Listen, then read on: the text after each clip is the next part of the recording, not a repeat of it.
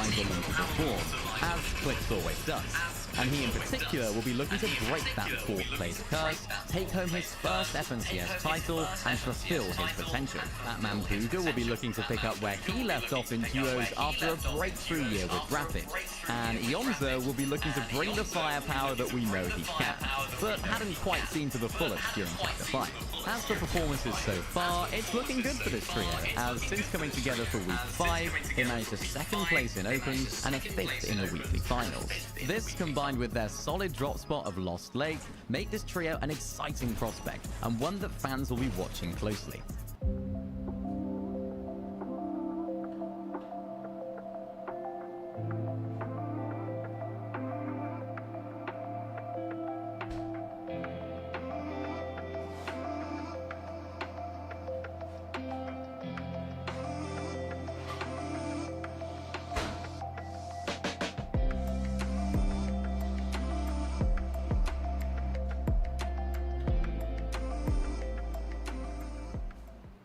Fun, sporty, hatchback, hybrid. We did it! It's perfect! This Civic is powerful and fun to drive, the ultimate mount. Honda mounts are magical.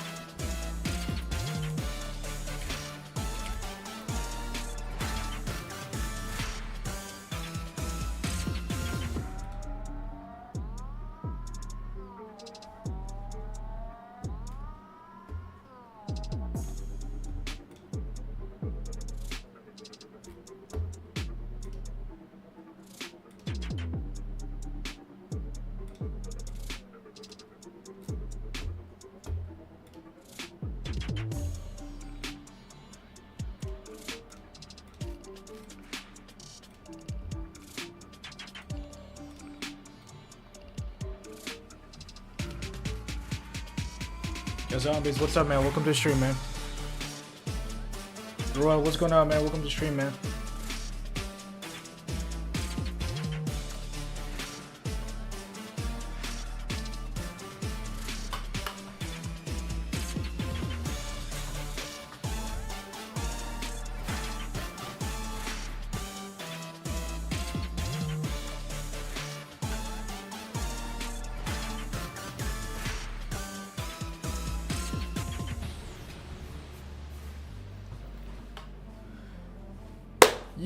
Y'all excited for this FNCS, man? Who y'all got winning?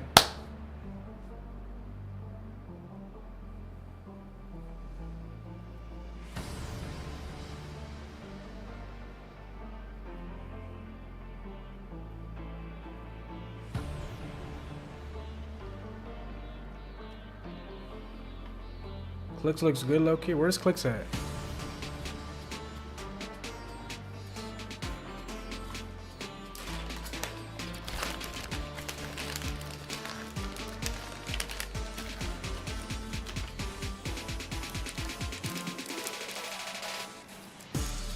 This is group 1.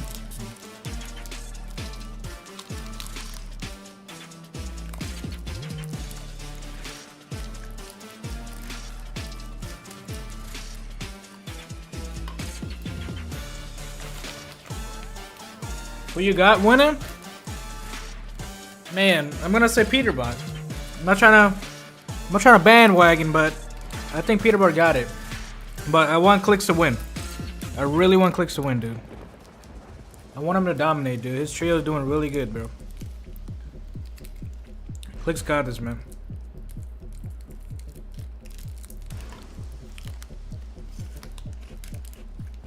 Same? Hell yeah, bro.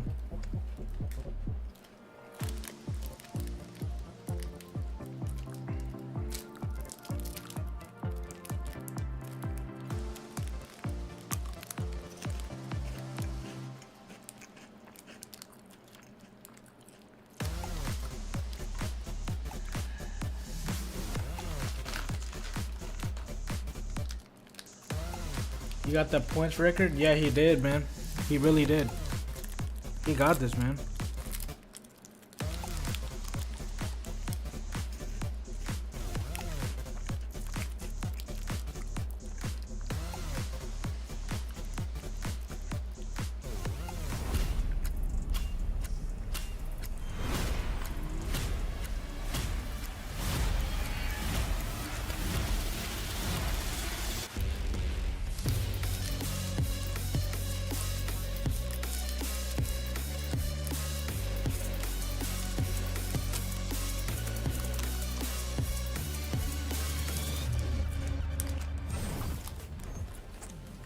What's going on, Fortnite fam? Welcome back to the FNCS. Here we are, 2025. We are so back, baby. It is great to see all of you. There's a couple of new things happening in 2025. There's a new format.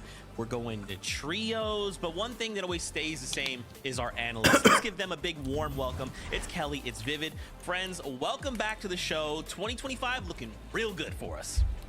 I cannot believe it has been 5 months since the Global Championships, 5 months since we have had an FNCS broadcast. I have missed everyone, all the viewers. I hope that you guys are excited to get into some NA action. Yeah, all of us over here, right, had to dust the old cobwebs off the cameras here, get back into the action of things. And listen, speaking about action, so much of it has already happened. That switch to trios really just caused so much commotion amongst the scene, like who's going to be partnering up with who. I mean, heck, we even had some switch ups just a couple of weeks ago, but now FNCS has started. It's time to get serious. So excited. Man, we'll talk about all of that and more as we prepare to jump into game number 1. For now, let's start things off with that new format. What is different? Well, as you guys have seen and followed in the last few years, we've had the series point leaderboard, right? You kind of been playing for cumulative points, and that's kind of seeded you into different settings and standings and playoffs and stuff like that. The difference here is we actually had a play in stage, and when we had that kind of going on, that actually seeded some of these trios into different heats, Kelly. That's right. The top 99 teams have moved on from the play-ons into 3 different groups. We're going to be watching 33 incredible trios today. And in case your favorite team isn't here competing this weekend, chat, and you're wondering, well, where are they? Well, next weekend we have group 2 and 3, so keep your eyes open for that. But from these 33 trios, if you get a win, that's an automatic ticket into the major finals. Also, if you get top 5 consistency, that'll get you there as well. Yeah, so we're going to have 30 teams actually going into the finals from these group stages, which leaves us with 3 more slots available, which if you saw on that graphic right there, it leaves room for the last chance qualifier where 3 teams will go through. And listen, that last chance, it's always very, very spicy. I mean, just over on EU, we had some big name teams not make it out of their groups. We'll have to be seeing them over there. Let's hope for some of these bigger name teams on NA, it's a little bit different. We hope. Now, not only are we seeing some new things, there's also a new chapter. Chapter 6, Hunters, is upon us. I love this kind of aesthetic. Everything about the map, the weapons, everything is so unbelievable. So obviously there's a ton of new POIs, but maybe you guys could highlight just a couple for us to kind of get us in tune with what we're going to be seeing. Yeah, let's take a quick look over a Night Shift Forest over there, highlighting some interesting trios that we actually have. Nick, Lix, and Eddie, kind of an unknown trio is going to be landing over here, contested by a more notable team, 20, Larson, and Walkers. But I'm really excited for Eddie's trio here. They only have 1 FNCS Finals performance between the 3 of them. Night Shift Forest, very, very good. All of those elemental chests over there. Switching gears over to the east side of the map towards Demon's Dojo. Of course, going to be featuring that boss fight with Night Rose, who of course is going to be dropping that Night Rose medallion. And that's something that players definitely want to get their hands on, or at least you would think so if you look at the drop map today, because there's going to be 3 teams landing over at this POI today. And then, of course, a very popular POI, Flooded Frogs, is going to be landed there by Shadow, Tyler, and Curve. Fortunately for them, Peterbot, Cold, and Ritual not going to be in this group, so they no longer have claim over that POI. So really interested to see what they're going to be doing there. Yeah, that little secret spot, right? Requiring the Void Unimasked to be able to get into. I'm excited to see people fight over this POI. Let's talk about the Rift Island. So it's kind of the same in that there is a Rift Island, but it's different in that now there's Shogun X up there guarding the whole space with a brand new medallion. Yeah, that's Gonna right. grab Like you some. said, Give the me a Shogun's second. Arena, very similar to the Rift Island in the fact that it can give you loot, it can give you much needed Where's it break, at? as Where's well my as chips vision at? and rotation opportunities. But Shogun X is the big guy here, and he drops that incredible Shogun X medallion, also called the Wanderer's Medallion, which gives you infinite stamina and, more importantly, cloaking while sprinting. And one of my favorite uses I have seen with this medallion during the play-in was definitely from Bryce's solo clutch. We see Reet, Bert, and Bryce were able to grab the high ground, but get chopped out of height, and Reet was actually the one holding the medallion. Bryce is able to see the person that stole it away, gets the elimination, and then gets the medallion. And then instead of going down in like 11th place, he's able to sneakily make his way through the low ground, get a few eliminations, and then go down in 4th place instead. And as we know, with consistency being important, being able to just make it a few more placements can really make or break your team. Oh yeah, it can definitely always be the difference maker. But listen, that island fighting Shogun X, it seems like you're just up there forever fighting the boss. Like, everybody's obviously gonna notice you're up there fighting, but I think the time invested into going ahead and claiming that medallion is definitely worth it. Absolutely, man. Infinite stamina. We're like this. We super tight. One final thing to discuss are the brand new boons in the game. They're kind of like these little buffs you can kind of pick up as you're navigating opening elemental chests. But there's one in particular you guys wanted to highlight. Oh yeah, I would not say that the Void Boon is a little buff. It is a very big buff, especially in the hands of someone like Clix, Batman Booga, and Iamzo, who go incredibly aggressive in their game. And with them landing over in Lost Lake, they're actually able to grab 2 Void Boons there, one through the Elemental Chest, another through the mini-boss, and it really just supports their aggressive playstyle. Whether that's them chasing down players in the early and mid-game, or especially in the end game, where they kind of like to stay in the low ground, kind of navigating all the chaos there, and they're just able to grab elim after elim. Being a an old retired professional Fortnite player, this mechanic with the Void Boon kind of reminds me of the shakedown mechanic that we had years ago, right? You would knock a player, you would go over to them, you would shake it down, you could kind of find out where their teammates are at. But this Void Boon, that effect kind of happens instantly, and it definitely plays into that momentum-based playstyle very, very well, which is why we see some of those aggressive teams work so well with it. Do you guys think that any other boons are kind of worth it, right? So obviously this Void Boon, quite powerful. Like you said, it's kind of a shakedown. So any of these other things worth kind of noting right now? I think the Water Boon can definitely be, especially depending on where the zone pulls, can be incredibly beneficial to some teams that need more heals. Definitely couldn't agree more. I mean, I've seen several strategies when it comes down to Storm Surge, right? You pick up that Water Boon, you can kind of just go trade tags, right? And just sit in the water and kind of regain some of that damage that you're taking. Okay, we'll have to keep our eyes out on some of these boons throughout the game. But first, let's give a big welcome to your casters, Jacob PR, Monster D-Face. Thank you, Zeke. That's right. We are going to be calling the action. Group 1 here for the major. I mean, I couldn't be more excited, Jacob, to be casting with you. It's going to be a ball of a time right now, especially since we got Clicks up on the menu. Yeah, trios wasn't the only thing being shaken up through the offseason. The teams had some late changes as well. Clicks, we're talking about it. We're raving about how good they've been. That's not the team that they first had. Iamzo, Batman Booga, they went through Mason. They went through Virgo. Clicks was free, and then they swapped on over to him. There are so many teams making these late changes that they're hoping they can succeed from it. Usual NA fashion, giving us a good shakeup, and now we get to watch how it's all going to play out here for Group 1. I would say this is going to be a roller coaster of the next several weeks, especially as we start gearing up for the future. But for now, we are going to have to focus in on what is at play here. This lobby list is very interesting, of course, as there are multiple teams fighting for some of the stronger drops, like we highlighted a little bit there, Jacob, and I can't wait to see how it all goes down. Yeah, like our analysts were already alluding to, EU already showed it doesn't matter how big of a name you are not safe today. But there's still plenty of action to break down. Zeke, analyst, take it away.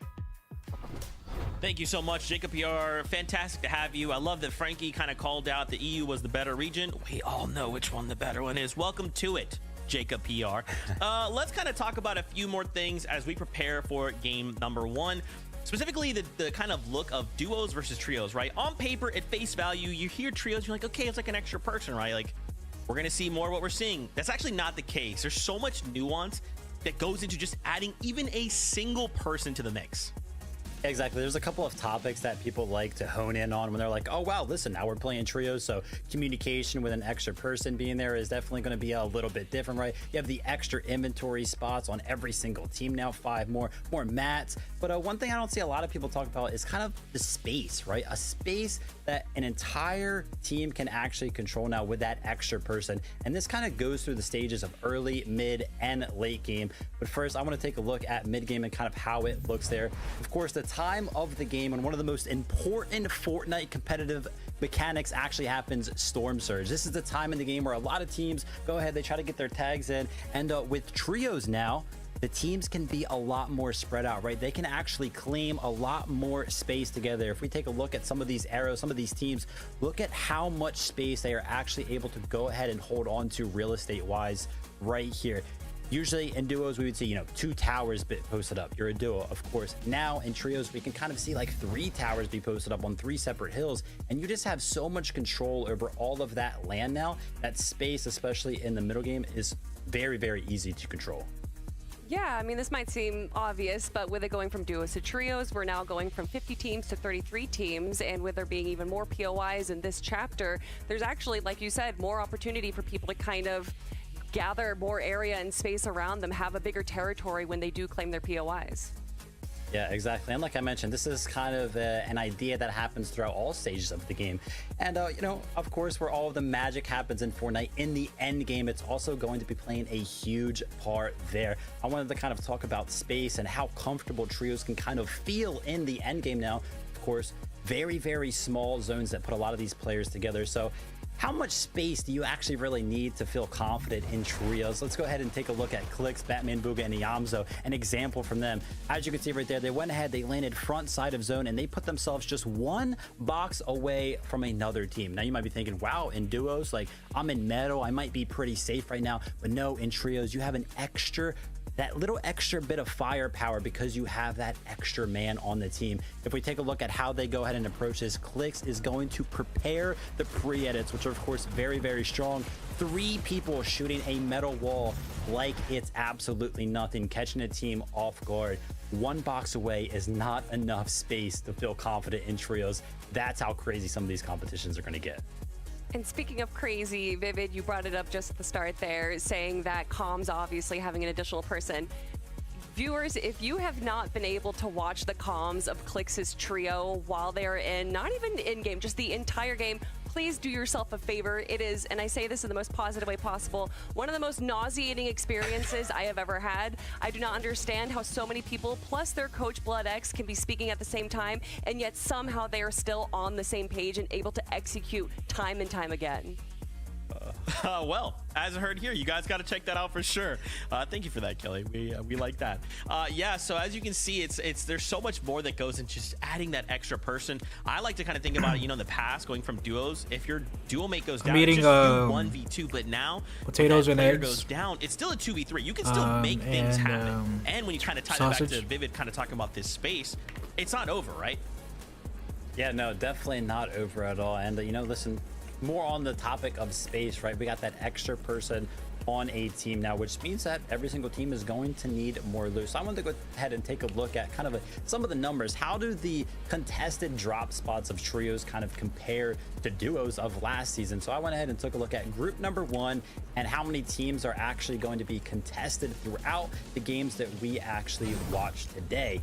And if we go ahead and take a look at what the map actually looks like, see where all the teams are going to be contested.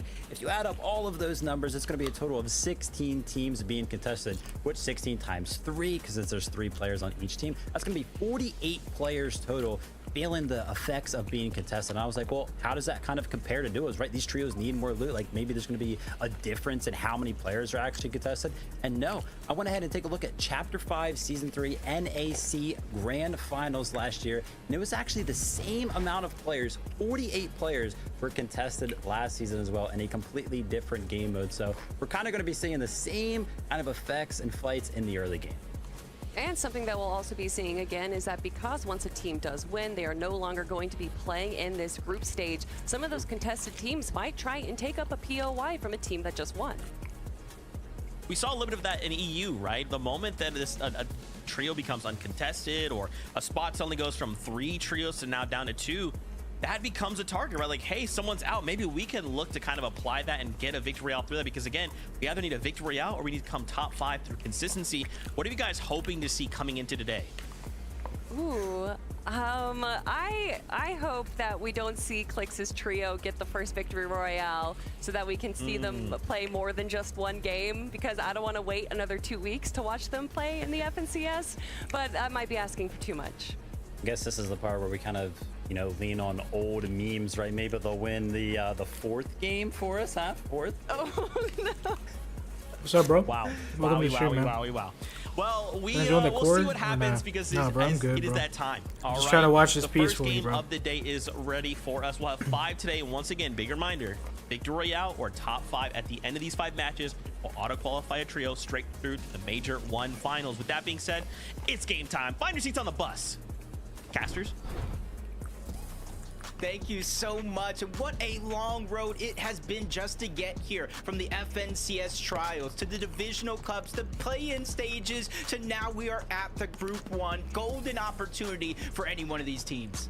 That's right, and again, we're going from duo seasons into trios, so forget all that you've watched go down within the divisional cups and those weekends. It's all different now. Rosters have changed leading into the weeks. We have trios that have seemed to solidify themselves now, and for game 1, you want to be that first one. Of course, send yourself to the final. So we'll see here shortly, Jacob, and we know there's even going to be action off the drop, because I mean, it's Fortnite, right? Look at these drop spots that are going to be highly contested here shortly. Yeah, almost half of the lobby is going to be contested throughout today's competition. But as Kelly says, when one team is winning, another spot opens up. And we've already seen a lot of shuffles in EU's competition. So I expect to see that same thing here today. Depending on if it's an experienced team or non-experienced team, I can really see things working out. But enough with the guesses. Game 1 is ready. Let's get right into it.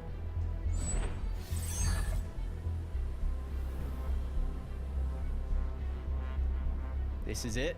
A great opportunity for 33 teams. Some of these teams here today don't have even a singular grand finals appearances, so they can make their own history here today. They can start to build their own dynasty within themselves as an individual and a trio.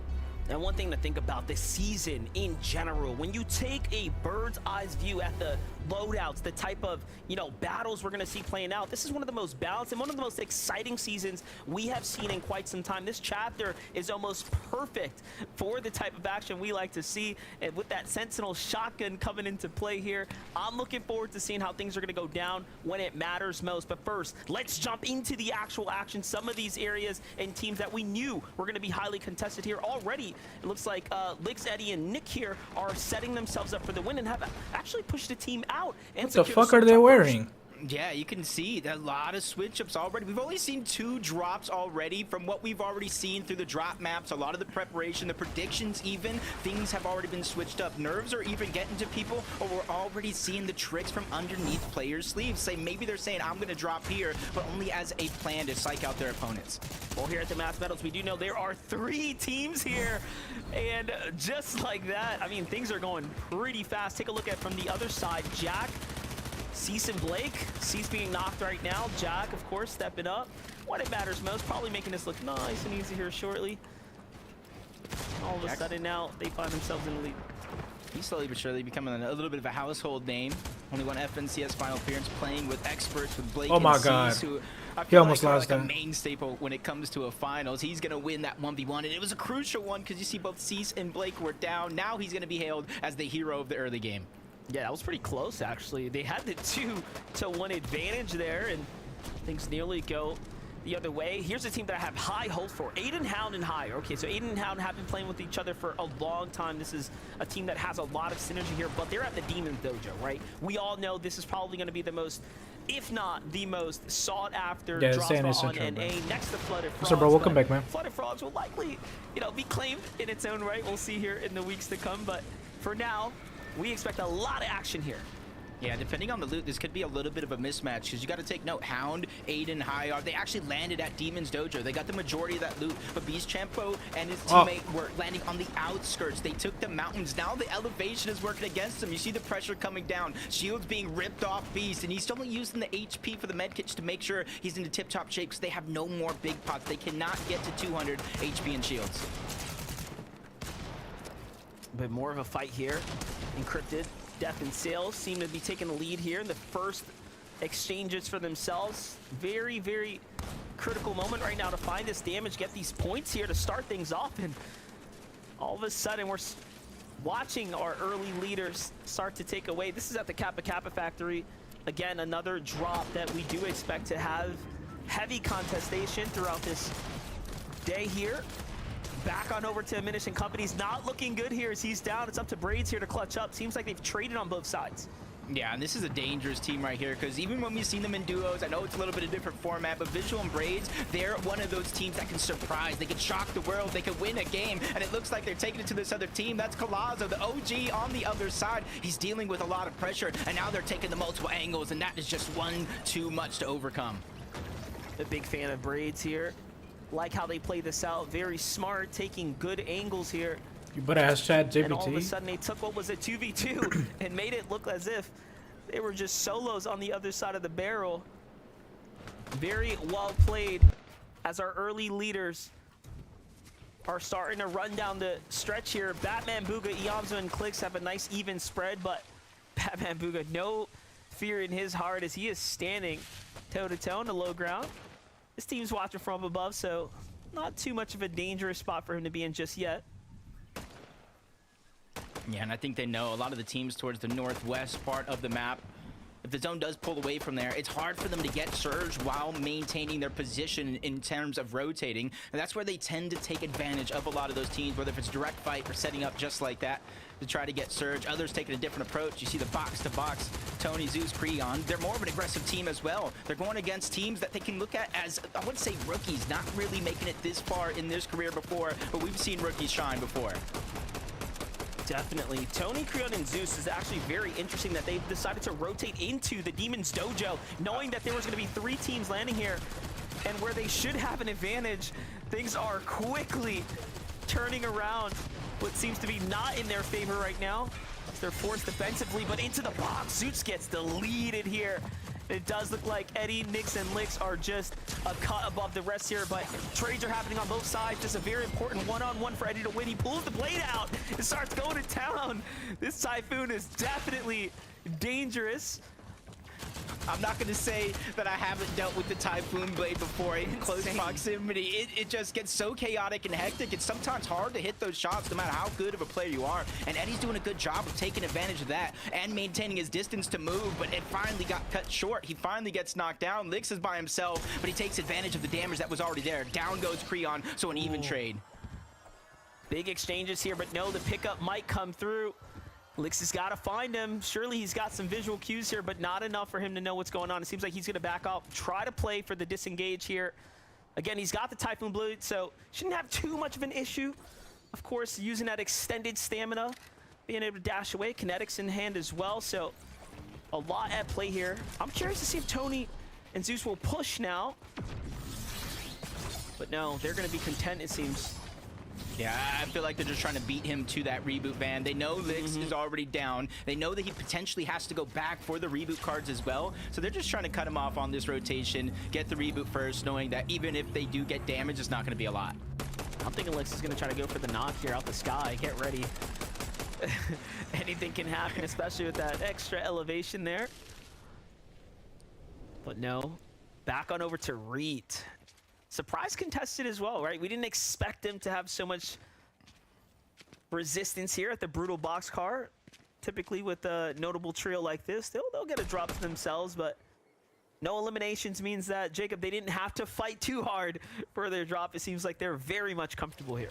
Yeah, they either pushed that team off completely or they just switched up their drops. That gives Reet, Vert, and Bryce all this space. They can take that whole mountain range. And this is what Vivid was actually alluding to when he was showing that map and showing the teams that were actually spread out. They can take so much space over here on this side of the map. And then while other teams in certain drop spots don't have the metal, Brutal Boxcars is a spot with a lot of metal. Teams will tend to rotate in this direction, especially if the zone keeps pulling them and forcing them to.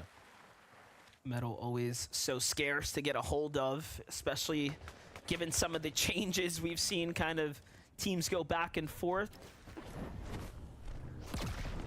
But right now it's going to be a matter of getting into a strong position. Death and Company being contested, you can see that they have a bit of an elimination lead over the players in the area here. However, that doesn't give them full advantage over what could be storm damage. That's always going to be high on the list here to make sure that teams are staying active right now, but they're playing a bit of a dead side, actually sticking to this further outskirts here. It almost even looked like that mountain, the view range, hoping that the zone pulls over in that direction. We can see from one side of the map to the other. 20 Walkers and Larson, another team who made a late change into this group stage to try to go ahead and up their chances of qualifying to the Major 1 finals. The zone's going to pull all the way over to the rest, so their rotation is not done yet. That's a team that I'm definitely expecting to finish consistently somewhere inside of that top 5 by the time things are all said and done. Possibly even walk out of here with a victory royale, but that is the question. Who will win game number 1 and send themselves straight to finals out of the first group? Out comes the Void Oni mask for the rotates here for Braids Diminish and visuals.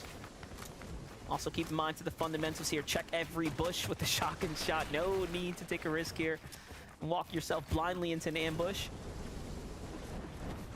And this is a good spot right here to be in. Early rotates to get a little bit of high ground. They want to continue to make their way center more or less here. Yeah, that's a team to when they're positioning, you can see the fishing rod in their inventory. They're going to look to kind of box up, position around water so they can continue to fish those shield fish, the floppers late into the game. Other teams, their surge bases, they're trying to go ahead and utilize them as much as possible before they're forced to rotate in towards the zone. And it's kind of like centering up a little bit more towards the eastern lean, but overall centered up towards the north side of the zone.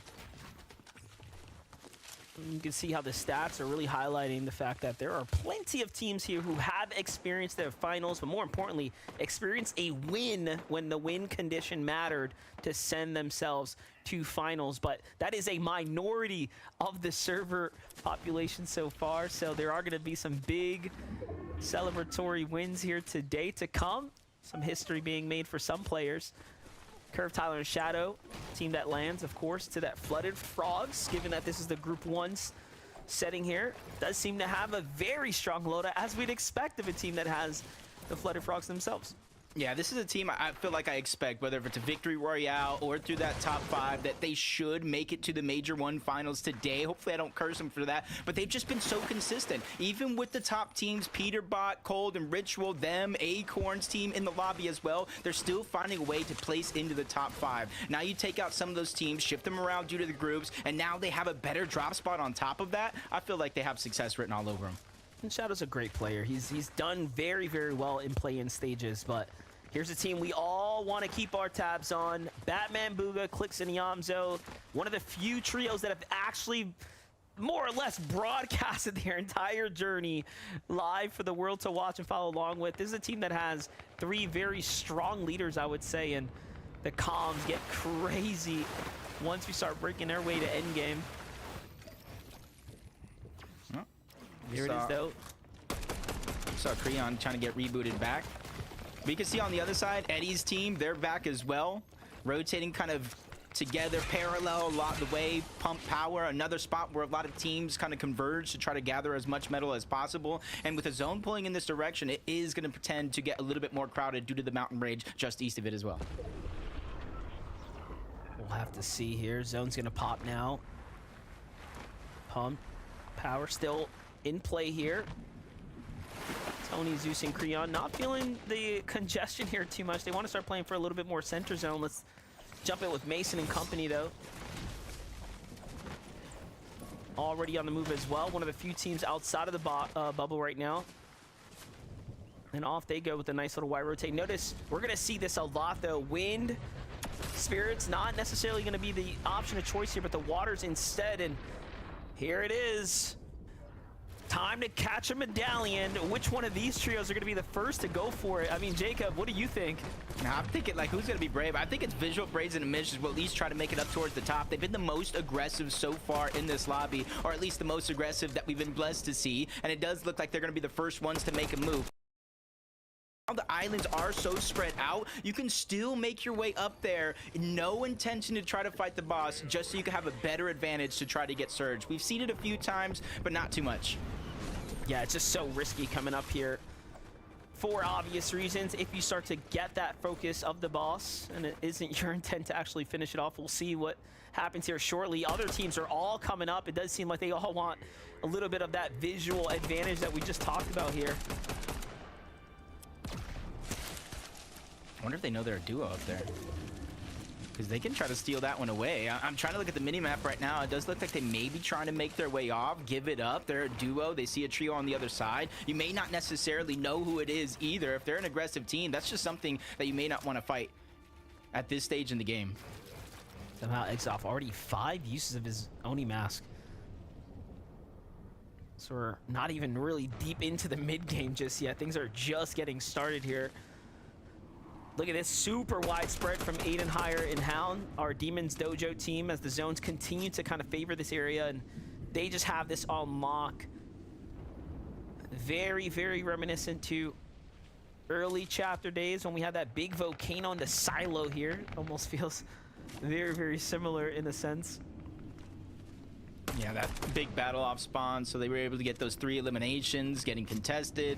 That kind of allowed them to kind of loot up, build the perfect structure, and kind of stay over here without worrying about surge. With the zone pulling over here, there's so many teams that are going to try to rotate towards that north, make their way in from the west as well, and that gives them all the opportunity in the world. It's just all about where it pulls from here is going to be the big question. I was going to say, it makes sense as to why Hound was down here. He's just fishing this entire time. Team watching the high ground, fishing for storm surge tags, of course. Uh-oh. Focus was a solo for a quick second. Does look like Pandy is trying to make his way on over along with Owl. They get the short end of the stick when it comes to the pull, just so a lot of other teams do as well all around him. It is going to pull all the way towards the north with the eastern side, so you got to remember that team towards Demon's Dojo, Hound and his trio, they must have the best position on the map right now. Yeah, I definitely agree. Look at this. The angles from Owl, Pilot, and Andy. This is how they pick up their first elimination there. Owl to Kale, who's out of position. And Pilot had a little bit of the low ground here. All of a sudden, I feel bad. Pilot is getting focused, bro. This does seem to be more of a desperate fight from AO and team here, likely because they know they're going to have problems with damage in the later half of this lobby here if they can't find something here shortly. But Pandy, big pressure in. It's not looking too good for him. The knock goes through, but the teammates take him to go here. They might be able to play for the pickup, but no. The blades are out. They're trying to break in. They're still below? Oh, I was about to say. Finish comes through. There's the update on the damage threshold. We knew it might be a problem for some, and I think it's going to come as a nice update to them that they don't have to worry too much about damage here moving forward for a bit. Yeah, it was much needed as well, because you can saw AO had no mobility. He had the fire Oni mask. That's not going to get him across this far pool, but there goes a quick shot. Ooh. They find another elimination, and that is loot that they need. If you look back on a moment and they place in the top 5 and they find themselves in the Major 1 finals, whether it's a Victory Royale, I feel like this moment right here, these eliminations, this is the turnaround point for this team. Definitely, as Toronto was the one who really set things up for the win there. You saw it looked like the shot went off right as the Oni mask went off, and that's why his body was just thrown across there. Now we get an update with Cease, Blake, and Jack here, who are 900 damage above. This is exactly what we expect of any veterans in the lobby. And Nicholas and Eddie, a contested team off the drop, find themselves well below here in a fight inside the storm line. These shots are going to matter so much right now, and damn, he's got bro. To work with, but the pressure too the monkey much is dead. As he gets sandwiched. No more monkey skins. Just outside the pump power here. Just unfortunate, because I truly believe those 4 floppers would have went a long way if he had his teammates reboot card. With the zone pulling over here, not that much damage with the storm at this stage in the game. Hey, I'm not saying it would have been 100%, but he at least had an opportunity that was cut short by a whole nother team. As Zay and Vibes, 300 damage above the storm, but their position is being threatened. There's a whole trio right next to him with a rotation to make. How's Clicks elite? How's the Yamza Clicks in? Well. Oh, damn. Trying to take their trio to the end. Big pressure coming in now. But Walker's Large and 20, one of our veteran trios in the lobby right now. Big damage coming in here from the opposite side, but 20 with the defensive hold here buys Walker's just enough time to go ahead and heal up. They're trying to get together likely for the splash here. No, they have water spirits as well. It's going to fully allow them to reset here. This team has to be careful, but no, caught out. It's going to be a free elimination. They actually find 2 for their troubles here to keep them in the game. And this is only 200 damage above the threshold, Dude, they so got so very much much meds. They're barely chilling. holding on right now in these moments here.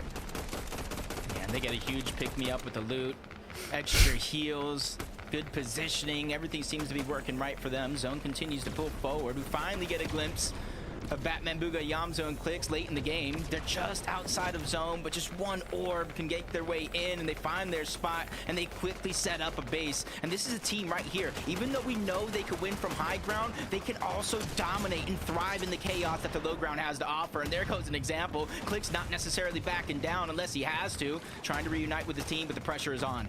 I want to see Clicks pull out those pre-edits like he is known to do in this type of trio setting, but they are getting pushed back right now. And a very recognizable 0 eliminations for this trio right now. Not something we'd expect, given that Iamzo is someone who not only leads this team, but typically carries in damage. And that trio of Kai Exen is still pushing on with Verge there. We'll see what happens here as we start paying close attention. Other teams on the move right now. Encrypted, Sales, and Death also trying to play for this high ground. They're going to be one of the first teams to get up here now. And I like this spot. I like where Encrypted and company have put themselves in. As far as this game is concerned, they should be setting themselves up likely for a high ground hold. We'll see. Yeah, I still might have to watch out for that one team that landed Demon's Dojo, because look where the zone's at. They probably had to move a matter of 50 meters all game long, holding the perfect spot. But I think right here, where they're at, that mid-layer, high ground can't necessarily target them. Every other team has to rotate into them. If they need Surge, they're in the perfect spot. That's right, that team up there is likely to be still Hound and Aiden. Take a look at the replay, though. Batman, Booga, Clicks, and Yamzo end up taking on the pressure that comes in from the team on the other side. Oh, that's... And they delete wow. them as they walk right into what seems like the trap set from below. Very nicely done. Yeah, perfect example of why you gotta get Surge very, very early, because they were down on Surge going up against that trio, and they were kind of forced into that altercation. What happened here? Wow. 20 and Larson fall as Walkers is the last alive. When we tuned in, he had 15 uses fresh on an Onimask there. Now down to 13, so it seems like his team just didn't have what it took to catch up in time. And we knew it. We wanted to get a little glimpse of what's happening up above. Hound, Aiden, and Higher still have the high ground here. This is their drop spot as well. Do keep in mind they're likely to have the maximum material here. Comparatively, though, on the low ground, Blake and Cease fighting their way all the way through here. Starting to rack up eliminations here. Yeah, and you can see their material count is low for at least 2 of the 3 members on the team. So you can see they're trying to figure out a way to get an elimination, get a refresh for those siphon materials or any other resources that they can scramble. But with a core pull just like this, majority of the teams stacked this far back, they know it's just too risky at this moment. First to make a move here already. Aiden, Hound, Higher getting to the front side of zone. No pressure on them either, as other teams haven't even decided to move just yet. And they have a real opportunity here to make a big play, but they are capitalizing on the chance of being able to farm here. And this is, again, just knowing your zone, knowing your drop here. And it should be honestly, a victory if I ever saw one potentially happen in here. But wait a second, Clicks, Batman, Booga, Yamzo still in the mix here. Take that Encrypted. The team that had one of the first and early rotates there somehow fall. And that must be just a lack of guys, they're looking too strong. Mistake. Either one, they're going to pay for it here, losing the opportunity now to make it to endgame here in game 1. Yeah, even with Yamza weak in that moment, Clicks, Batman, Booga knew the assignment. Hold on to those builds. Make sure he can heal up, rotate to zone. You see they immediately drop down. They don't want to be caught at the high ground this early in the game. There's still 4 more zones to go, and a lot of the teams below have the potential to try to contest them. Look at this, even Hound and Aiden here. They don't want to burn too much material. Notice they are recycling these towers, really trying to do what they can to stay very reserved right now. Out come the Onimask to move across here. They're going to set themselves up. Now comes the commitment with a couple more mats here. But this is going off of the zone, off of this mountain here, down into the crevices towards the water down low. It is going to get very, very interesting here for our high ground teams. Osid And crew, out come all the Oni masks. This is where the rotates really start to come to life here. Low ground's gonna be even more critical now. Got to be careful how early rotate. You don't want to become the target. Higher Hound and Aiden, you see them slowly but surely waiting for all these other teams to rotate first, and then they orb to the front side of zone, and they reclaim their position on that high ground, knowing nobody can really contest them. There's 14 teams still alive, and I doubt anybody has had an opportunity to look up and down these mountains. There's so much chaos. Now Mason finds himself in a tough spot, stuck underneath, but luckily another teammate is there to save the day. This really is becoming now a who's who of NA here for the Group 1. All the teams left alive are typically the vets. In Reet and Bryce being one of those ones that I'm looking to highlight right now, but Chance, Mason, and Donnie, a very experienced team trying to get into those walls, but the defense is looking good here. Reet's holding it down for a second. Can they get shots back? A couple go in. It's not looking good. Mason goes down first, but Chance trades him out with Reet there. It's all up to Bryce now. Can he get the 2v1? Bryce finds one. Can he get the second? Too much pressure from Clicks and company as they come in as the third party there for the big eliminations. And all of a sudden now, it is exactly what we are expecting. Big names here making their headlines. And doing what they do best. They're moving through the low ground. They're claiming as much space as possible. They haven't really had a chance to look up, or at least not just yet. And that's where this team thrives. We talked about the chaos and their communication, but there's also one thing to know. They do not hesitate. When any one of these guys make a call, they all go as a trio, and they bulldoze their way through. Clicks, Ionzo, Batman Booga had a bit of a slow start here, but they are starting to ramp up right now. Material's looking a little light though, so I am thinking they are going to need a refresher if they want to win this game. Hound, Aiden, and Higher have just played so perfectly though on the high ground right now. Very little pressure has come up on top of them here as they've managed to secure this positioning this entire time here. Ionzo though finds, hey yo, that's a little bit of the material that we were looking for him to grab here. Typhoon Blade coming out to help him get up this mountain, but Clicks left behind now. Forced to rat down into low ground. Can he find a tag? No. He's going to be the first to go down now. It's up to Batman, Boog, and Iyamzo here to clutch out as much points as possible. Yeah, the trio turns into the duo, but the pressure doesn't stop nonetheless. Now they're feeling it, and they're feeling it even more as they continue to try to back up what little builds they have left, quickly getting expended. As Iyamzo moves out towards the left, trying to claim space. We continue to move up this mountain. Hound, Aiden, and Hyar have not been contested just yet, but a quick chop. Finally, things are looking tough as G-Money moves up. Osid is there. They have a contestation, and it does look like Aiden's gonna get dropped. Zeke is really good in these moments here. G-Monster to back him up, and Sid. This is a team Wow. that has been here before. They know how to win games, and they've been to final settings. And all of a sudden now, with 3 trios left, it is looking like it is theirs to run away with it, especially since they're only a full team standing right now. Death and Sales as a duo right now are just clinging on, but they have material, they have the mountain, and I mean, it can just be a matter of moments now, Jacob. This team should be winning. Yeah, Death trying to go up, do something, give himself an opportunity, but it's not enough. Zeke just cleans up. 9 elimination, Monster. Welcome to the Major 1 Finals. It's what we thought would happen, right? A team that we expect, and I think some people are happy that we get to see Clicks load into another lobby, but what matters is taking home that victory royale in G-Money. Sid got to do it just like that in the end there. They played it very, very precisely as well there, Jacob. Yeah, that's going to be the 6th appearance for Zeke and G-Money. That's going to be Osid's 3rd appearance in a grand finals. I called this the golden opportunity. Nobody even contested high throughout the majority of the game, but they picked their moment. They picked it perfect, and they took over when it mattered. That is going to have them smiling ear to ear, and guess what? They get the rest of the day off. That was so much action right there, and it's only been 1 game so far, so I'm going to give it all on over to our analyst to break it down. Thank you so much, Jacob PR and Monster D-Face. Game number 1. Did you see that chaos? Were you there for it? That's what this is all about, okay? And we're going to get to see 4 more games of that. But again, congratulations to this trio. They're going to be going straight to the Major 1 Finals. That means, as Jacob said, hey, they can take the rest of the night off. They can watch, they can learn, they can start forming a plan for the future, their drop spots. Maybe they want to shake things up. It's exciting, but at the end of the day, they got the VR. They're good to go. Yeah, they are good to go. And now another trio is good to go, potentially looking at Magic Mosses, which is now no longer owned by this trio right here. But big shout outs to Seek, G Monster, and Sid. What an incredible performance. And we saw them during the play-ins. They had a great run. We already saw them grab a victory royale right there. And their ability to know when to take height. You heard Jay Damn, he talk got about clipped. it. There was a trio all the way from Zone 8 controlling high ground. And when they noticed that those mats started to get low, that's when they struck.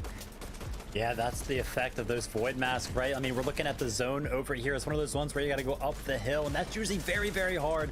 But if you can find an angle to throw those masks up, then you can make a play very, very easily for the higher ground. G-Money, Sid, and Seek. Listen, one of the trios, very rare this season to actually stick together, but they have been competing the entire season together. No switch-ups for them, and it instantly pays off in group number 1 here. Congratulations to them.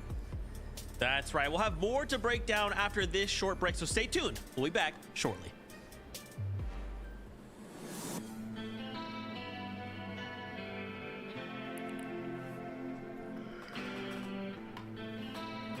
I get tired, man. Introducing Sealy Dream Life, mattresses, toppers, and pillows from America's #1 mattress brand. Get long-lasting quality comfort you can feel good about, priced like pretty nice, delivered right to your door.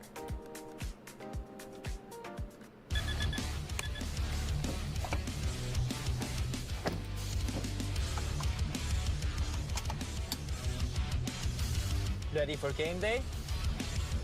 It's going to be electric.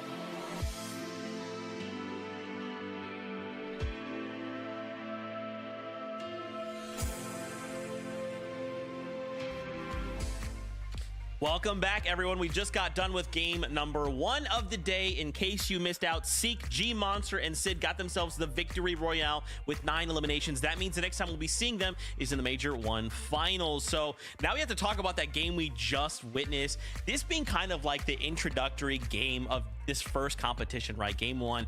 What did you guys expect? Did it live up to the hype? Did it live up to your expectations? Oh, definitely. And I mean, that zone was pretty rough. So to be able to see players be able to use the Void Oni mask to their advantage, or to just be able to stay as long as they could alive, I mean, that is exactly what I want to see in these games right here. And although Hire's trio did their best to hold high ground for way too long, eventually you're going to run out of mats, especially when the zone pulls the way that it did. Yeah, I mean, returning to a tale as old as time, something that we've kind of seen over Fortnite competitive over the past couple of competitions is always like the discussion, right? How long can a team actually hold a high ground throughout some of those moving zones before they start to get some of those like diminishing returns, right? Can they actually win the game? And for Higher Hound and Aiden right there being up on the high ground in the early part of those moving zones, kind of holding it for so long, they just did not find any refreshes to kind of justify staying up there. So eventually it is going to get taken from them, but still very good placement out of them in terms of just gathering points for that consistency leaderboard. And we really saw them through. Oh, I'm sorry. We really saw them throughout the entirety of the game there. We saw that they were going to be triple contested over at Demon's Dojo.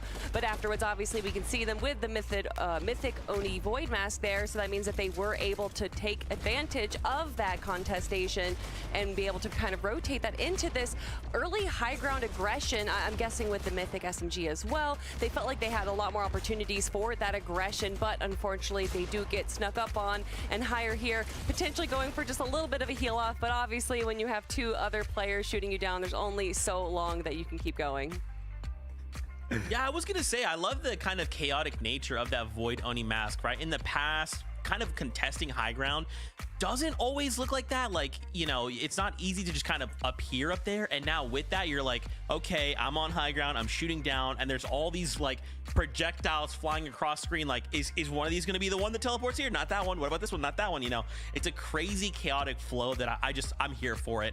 As I mentioned before, Seek, G Monster, and Sid, they're going through to the finals, but we saw someone else performing pretty well here in that 4th place spot. Clicks, Batman, Booga, and Iamzo.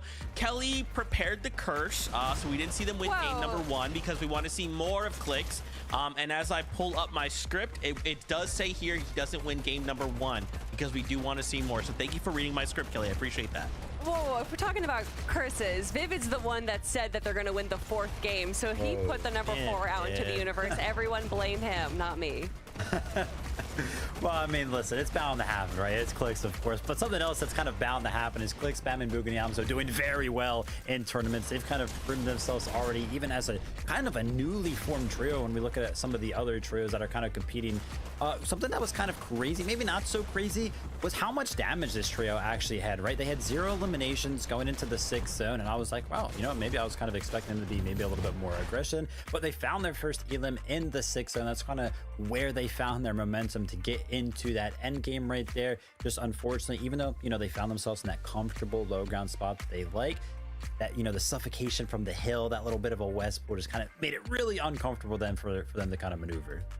Yeah, we weren't able to watch it on the stream, but there was a moment where I saw them full wipe a trio, and that just showcases how coordinated they are. It's not like they're picking players apart. It's that once they find a trio in a box, they all go in, just like you called out earlier on in the show, Vivid, that they just have so much communication, so much aggression once they are confident in getting into one of these other players' boxes. But I love the differences of 2nd and 3rd place here, really showcasing that a high elimination game or a high placement game can really propel you up in the standings. Yeah, absolutely. And in 2nd place there, we got Death, Sales, and Encrypted. We saw there in those final few moments, it was just Death and Sales. As a duo, they were fighting it out in those final few moments of that last game. Yeah, I mean, I'm so excited to kind of see more. I do love these kind of games, though, like you guys have called out, when you have like old men out and being like, I'm not moving, so you guys got to figure it out. We even saw there in a situation where Iamzo had not only the Oni mask, but also the Typhoon Blade. How do you guys feel about this pairing? Do we want to maybe carry both just in case? Like, I feel like that's a good call, but you know, what do you think? I think it was more so of just a situation where they don't have heals anymore. There was already so much chaos going on in the low ground, and just in case you need some more mobility once it does get to that point, you might as well carry one in your loadout. Yeah, I mean, worked out very, very well, right? That added mobility kind of got him around the builds, up the hill, added a couple of more points there, but turning tails to game number 2 here. We, of course, have one team already into the finals. They are no longer going to be playing in the competition, so how are things going to switch up with them out of the lobby? Well, Vivid, you took the words right out of my mouth. Let's find out together. Casters, let's send it your way for game number 2. That's right. And that means Magic Mosses now opens up as G Money, Osid, and Seek. We're landing there just north of where Ree and his trio are contested. And those are, of course, teams that are going to need points. And then you start thinking about everyone at the Demon's Dojo. There are going to be mix-ups here now coming up, Jacob. Yeah, I think there's going to be a lot of mix-up. We already seen it before game one even started. Spots we thought were going to be a little bit more contested turned out to be a little bit easier, while others seem to be surprise contested overall. So even if you're thinking Magic Moss is a team one, how many other teams in the lobby are thinking that same thing? So that's something I definitely have my eye on as we go into game two. You are going to have to take the risk if you want to end up on a Victory Royale stage. Let's see it as game number 2 is ready.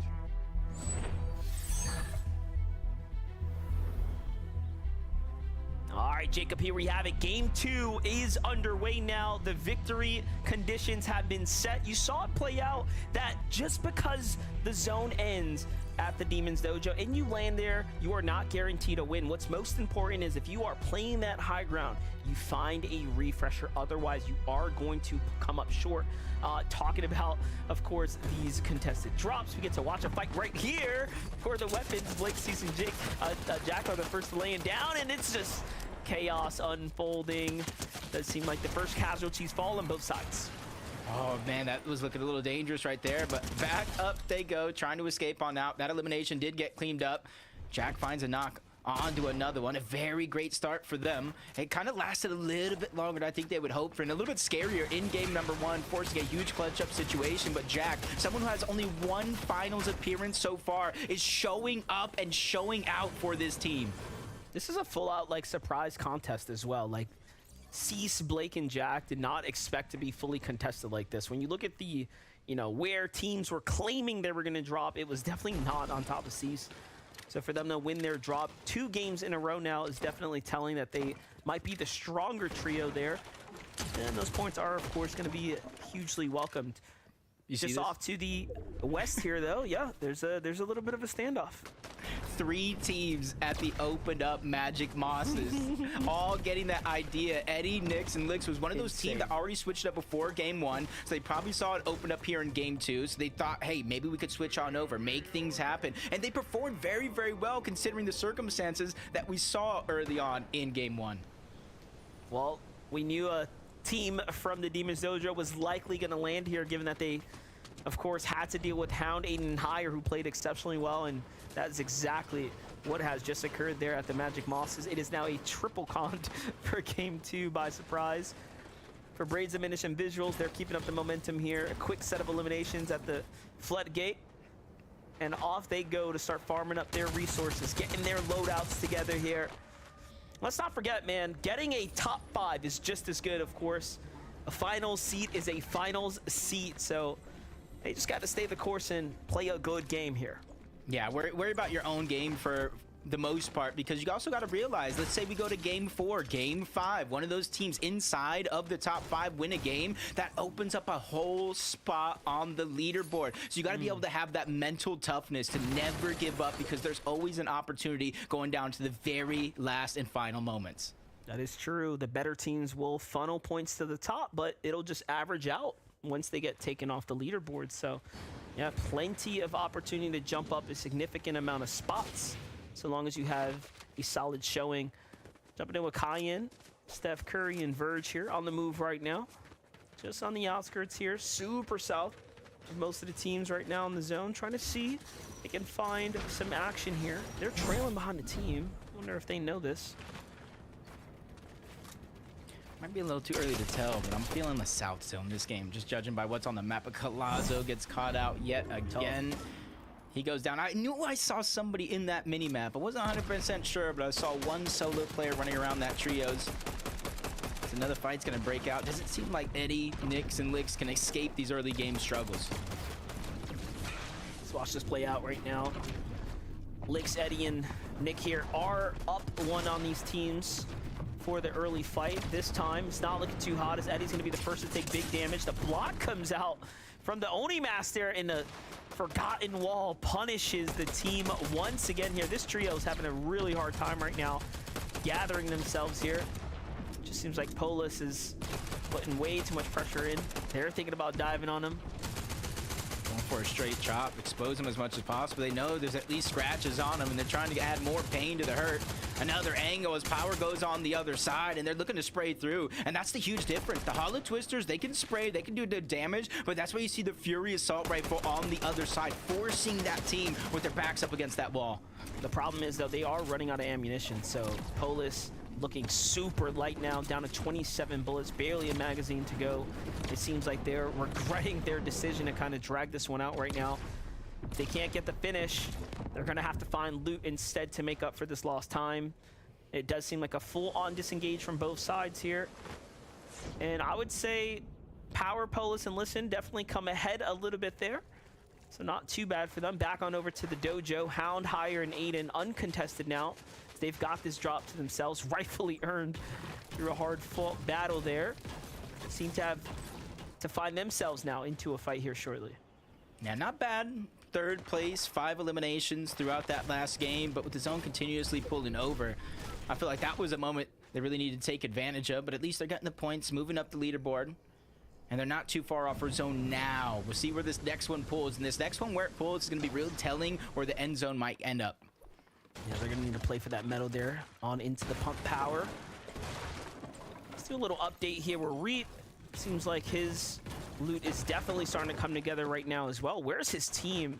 They're very spread apart right now, just outside of their drop here of the Brutal Boxcars. Yeah, there's a lot of space, and that's the one thing about this drop spot when you do, whether it's contested or not, a lot of that loot is so spread out that you do spend a good portion of the early minutes of the game just trying to scavenge, get that good loadout, or as best of a loadout as you could possibly get. Death Sails encrypted, 1 elimination so far. After that last game, I would say momentum is on their side. Ooh, big knock there onto Kaz for encrypted. Larson, Walker's here in a fight. Donnie, Chance, and Mason playing a low ground right now. Pressure coming in from 20 up above. Tough spot to be in as he loses the wall to Walker's here. Walker's is quick. As far as mechanical players go, he is definitely up there. One of the younger players, just starting to make his rise the last year or two. More and more finals appearances are coming through for this guy right here, and he has shown us what he's got. It's a big moment now for him to put up. Larson, a very experienced part of this team here, making the call-outs, playing the side angles, not really putting themselves in harm's way just yet. Man, this is just a scary and risky situation for both of these teams, because you talked about them. This is both teams that you can kind of realistically see in a Major 1 finals, battling out Hurley here in game 2. Larson trying to go for the top, but Donnie's backing him down, but not without sacrifice. Some damage goes out the window, but you can see his ammunition. 3 shots left in the Oni. Calls for some backup, but that little hit step right there, calling for the ammo, cost them some damage again, giving Walker's 20 and Larson a little bit of a momentum shift. Ooh, Walker's gonna get punished here. Now has to slow down. It's gonna come down to Larson here if he can find his tag. He finds it onto Mason. That's gonna set him up to give a little bit more pressure back, and Chance is trying to take the fight through the wall here. Larson jumps down a layer. He owns all this, but he's out of material now. This is not looking good. He finds a split met from the metal there. And they are just getting collapsed on right now. All of a sudden, things are not looking too hot for this trio here. Yeah, the back's really up against the wall. The material count is super low, but it almost seems like on the other side, they're getting the same memo. A lot of resources have been expended without a huge advancement in the fight, so they're just going to try and orb their way on out. Both teams really missing a lot and hurting from that last battle. I would say the only saving grace is hopefully both of these teams did just enough damage so they don't really have to worry about Storm Surge this early in the game. They definitely did a lot of damage. You can see most telling is that the heals are low, not just the material here. So this disengage is for sure warranted, I would say, from both trios. Yeah. And sometimes, you know what, you just gotta, put your pride aside and know when to just back off and play to recoup your position back into the tournament. Yeah, due to this, especially the 2 win conditions, you don't have to get every single elimination to try to catch up on the leaderboard early. Yeah. Clicks Yamto, Batman Booga, trying to rotate in from the north, taking advantage of a lot of the teams that rotate next to them. It's part of their game plan. They don't necessarily like to go to that box-box chaotic fight unless they absolutely have to, or just have a super advantage to go for like a pre-piece or something. Clicks on the move right now. Eyes on Magma, lost him for a second there. Joshy's got the high ground from this major city here. Batman Booga setting up a little bit of a side angle, gets punished for it, unfortunately. As Void Oni Mask is out, so he'll be able to teleport if he has to.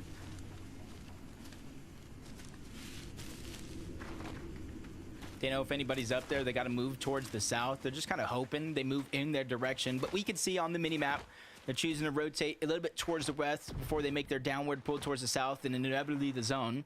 And that's where it's kind of up to Click, Siamzo, Batman, Booga. They have a little bit of a better position. They can cut them off, or they can kind of rotate directly in towards zone and get a better position. Jumping in with Beasts. Full team down right now. Makes them probably regret their decision to land at the Magic Mosses if can't get the pickup here, but off to Reboot Van we go. Deep into the storm here. There's a team waiting. Little does he know, likely another team trying to play for a pickup here shortly. It's Aiden, Hound, and Higher. We knew that they were going to have to force a fight given that they gave up their contested drop. Teams have backed their way out. And it's looking very, very good for them right now as they get to secure this elimination here. That's going to be a 2 special piece right there. And off they go, rotating south now. Well, it's just barely tough. cost them anything. Yeah, it's just tough for you can see the solo player in the mini map. No matter what happens here, the zone's going to continue to pull towards the south. You have to be able to move quick, loot quick, whatever shambles are left over, and that's how one of the eliminations came to be. It's a great job from that trio to kind of realize that they're all separated as solos and to act quickly. We got Ayo, Toronto, and Liam playing a little bit of high ground here. They're inside the storm, though. Not too sure if it was safe to make the rotate. Out comes the Oni Mask. It's going to be a big rotate there, leaving them completely exposed. You see the shots coming in. Does seem like they have the team watching them out right now. Okay, 57 points for this team, not necessarily all having the same mobility out of that last game. They're just kind of making it work with what they have.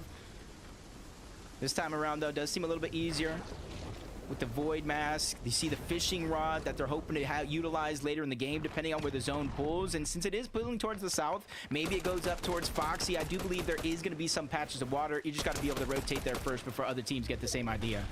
Another team watching from just outside, not too far off. Ducky, Cube, and Stacks here with the high ground. And we have the the fake Falcon, Peter Pot. I think that's Jeff. I think that's Jeff. We all know how he can be at times. Oh my gosh. In the lobby right now.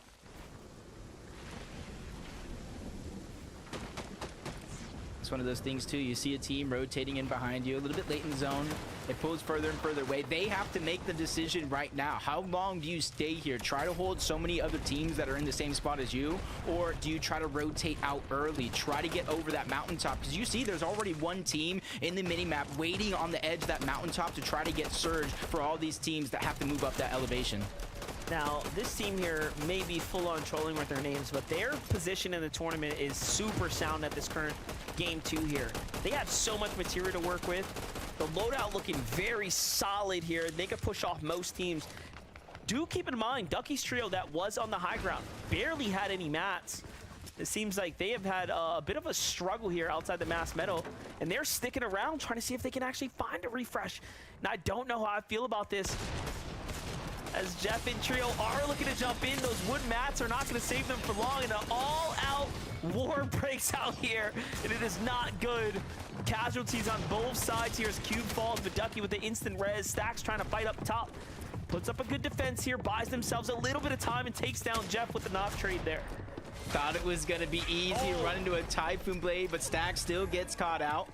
Fortunately, he was separated by himself. HQ Ducky, they were healing up, getting the revive. 385 above Storm Surge. All they need to do is survive this moment right here, but HQ takes a big shot. You know he has the possibility of going down to the Storm. They don't have a lot of HP to reheal in this moment, so they're just going all in. Now or never, putting it all on the line, and they get another knock onto Kaz, but just a little bit too late for the Siphon really making play here, and even more teams shooting back in that direction, all for nothing, because everybody gets taken out. Yeah, one player left here. Jirian Fanboy trying to stay alive right now. He's going to fall to the Storm, though. Unfortunately, no credit for Munker there, even with all that extra attempted help. But It's Toronto in team that seem to be pushing in right now. And oh wait, Exoff actually did make it out. So one of their teammates are still alive here, down to the low ground. But what was the communication? It seems like he didn't recognize the trio was still sitting in the storm there, and down he goes. Well, look at this. This is going to surely jump up Toronto and AO. Continued inside of that top 5 standing there. There might be more, though. I'm thinking, but wait, there's more, because I see a solo player. Expo's down there. They're going to go back for that Mass Meadows reboot. As you see how that one came to fruition. Doesn't matter how strong your blade is. 2v1 in the same box to get the elimination. So it's going to be an interesting decision how long he waits as a solo before he tries to make a move. Jack sees Blake from being contested to now playing this mountain here for a couple zones. Is going to finally be forced to move as things start to pull west here. I do like this area for general endgame as we're leading right into Canyon Crossing here shortly. Other teams already set up as it seems like the islands have spawned in as well. Look at this, full team behind them right now as they're sitting on this launch pad. Yeah, and typically I wouldn't necessarily like the launch pad. But you can see they're kind of set up with their surge base. It will be a short pad. This is kind of how that fight started. Look at the game. It almost seemed like Stack said, you know what, forget my shock and let me join in on the fun with the Typhoon Blade. There goes another slam right there. He is just going absolutely crazy. Kaz trying to sneak a shot on the other side, but by then, the damage has been done. Yeah, it was looking like he almost clutched up 2 sets of eliminations there, but unfortunately, the reses ended up going through. Here we get to see what team took the high ground for the islands that spawned in. It's going to be Amplify, Lures, and Mississippi here. They need more damage. This is good activity happening below them. Really set themselves up. No points earned just yet for this trio here, so game 1 was a wash. You got to really hope to get damage. You see them 141, 191, increasingly higher, because if they have to go down off of the arena to try to fight for their surge, just remember, Monster, they got to glide. They got to void their way down. A lot of their movement is going to be projected by moves way ahead that everybody can see. That's right. Can't telegraph it too easily. The team won't end up waiting for you. Meanwhile, Jingson and Andrew here, just outside the Warriors' watch right now in a surge battle. Back and forth here. Splash is starting to be used super early here, but Andrew lit up. Time to get out of here. Can't really afford to mess around here too much longer. Surge starts to turn on, and this is probably going to spell the end for this trio here if they can't find a fight, or at least a couple tags here shortly. The arena's already pushed out. The arena islands are pushed out of the storm, so they need to be looking up or at least finding tags on his team's free rotating in front of them. And you can tell desperation is kicking in here. Sin doesn't even wait for his trio at all. He is full committing right now, trying to put the tournament on his back, but no, he is unfortunately not going to be able to do it. Doesn't look like Jings is going to be able to either. And that's going to send this trio back to the lobby there after earning their first set of 6 points. But it happens. It happens even to the best of us.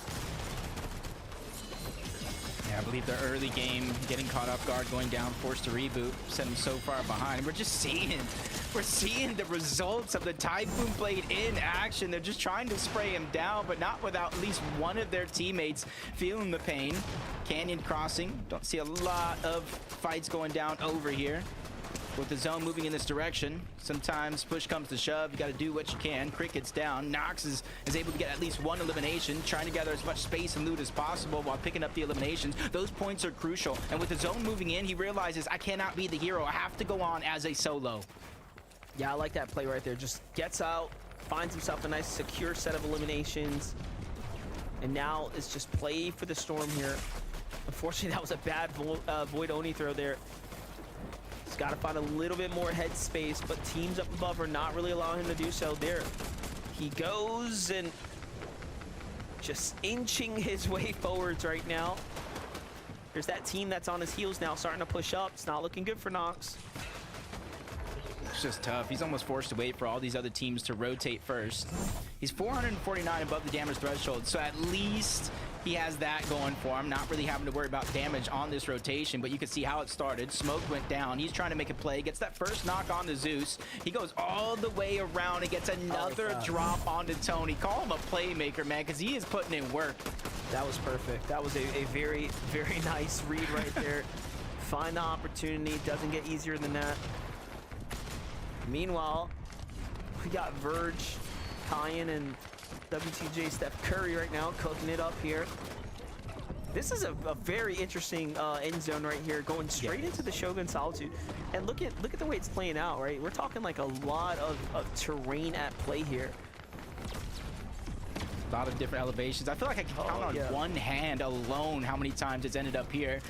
So a wrench has been thrown into the mix, and it's honestly exciting to see at the same time. See how a lot of these teams deal with this, especially on the side of the mountain, getting focused. They quickly try to maneuver out, but a team that we saw above Surge quickly find themselves below, and that's visuals. That's Brazen and Minish on the other side. Steph Curry with the first shot, and he hits it, downs onto a Minish. The other teammates are still alive. They're still putting down pressure, trying to save the day.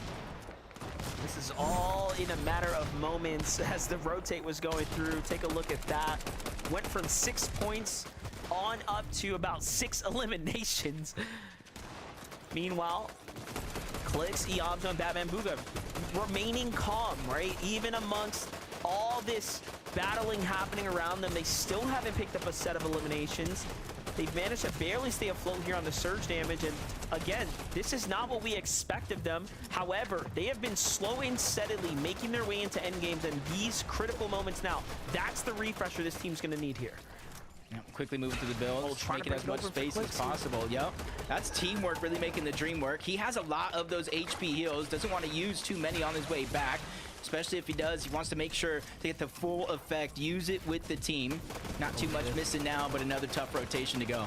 I thought for a second they were gonna take the zip line and just destroy all the builds straight to the top. Hey, anything is possible at this point here. A little glimpse of what's going on there. Look at the congested side on the north there. That's what happens when it starts pulling up and out of the canyon there. It is straight vertical terrain at play here. Meanwhile, Cease and crew get the first dibs here on the new territory. Now they are using their Void Oni mask to rotate very early, so they're likely effectively giving up the high ground here. Most teams will want to throw it late so you can build on top of it. So I am interested to see who's going to come out on top after this entire exchange is over. I feel like you're reading my mind right there, because this next zone, as it does pull down, that's all fine and dandy, but you can see towards the west, see towards the east. If the zone pulls there, it's going to go up the mountains. It's going to be a roller coaster of emotions. Anybody that chose to go for the low ground is hoping for a north or south pull. Looks like Ree and Bryce might be the first teams to go for high ground here. Cease opting to play that mid ground there. You can see he's just trying to make his way up this mountain a little bit, but Jack is left behind now. Finally, they do get to one another, and they are just trying to figure out what is happening here on their layer. Meanwhile, Ree and Bryce do have the high ground as a duo here. No Vert alive now, and look at this. They haven't even earned themselves any eliminations this game. It's going to bounce right back in the direction in which they came. I love that they're taking the time to farm here. That's going to make a huge difference for them. Yeah, and if they can position themselves early, we saw it in that last game. Not too many teams have the ability to look up on that high ground team because of all the chaos. And then now you add in the fact we're moving back up those mountains that we just came down from. Nobody is going to have an easy road throughout this next rotation. Look, and Ree and them only had 2 uses left on the Oni mask, so they do have to be very, very cautious on how they end up utilizing it. So we're only in zone 9. Not gonna be too forgiving, but Encrypted and Sales trying to hold on to their spot on the leaderboard from all the way on the southeastern part of the map, making their way over. They're just gonna build it out. They're gonna try to hammer this one out with mats from the high ground here. Let's see if it ends up working out. Clixie, Hamza, and Batman Booga have everyone in a barrel down below them.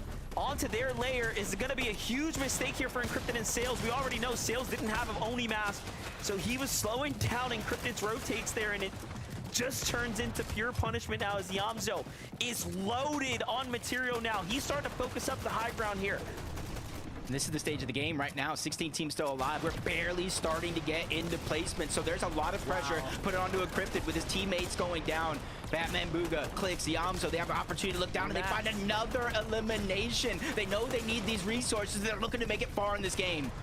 This is very interesting. Iamzo makes the call, get down here, get those materials and keep playing it out, but it's going back up the mountain. Mistakes may have been made. We'll see if they have enough gas in the tank to get up top. Aiden and Hound come flying up and under, but Bryce and Reet playing a two-man defense here from up above have to be careful.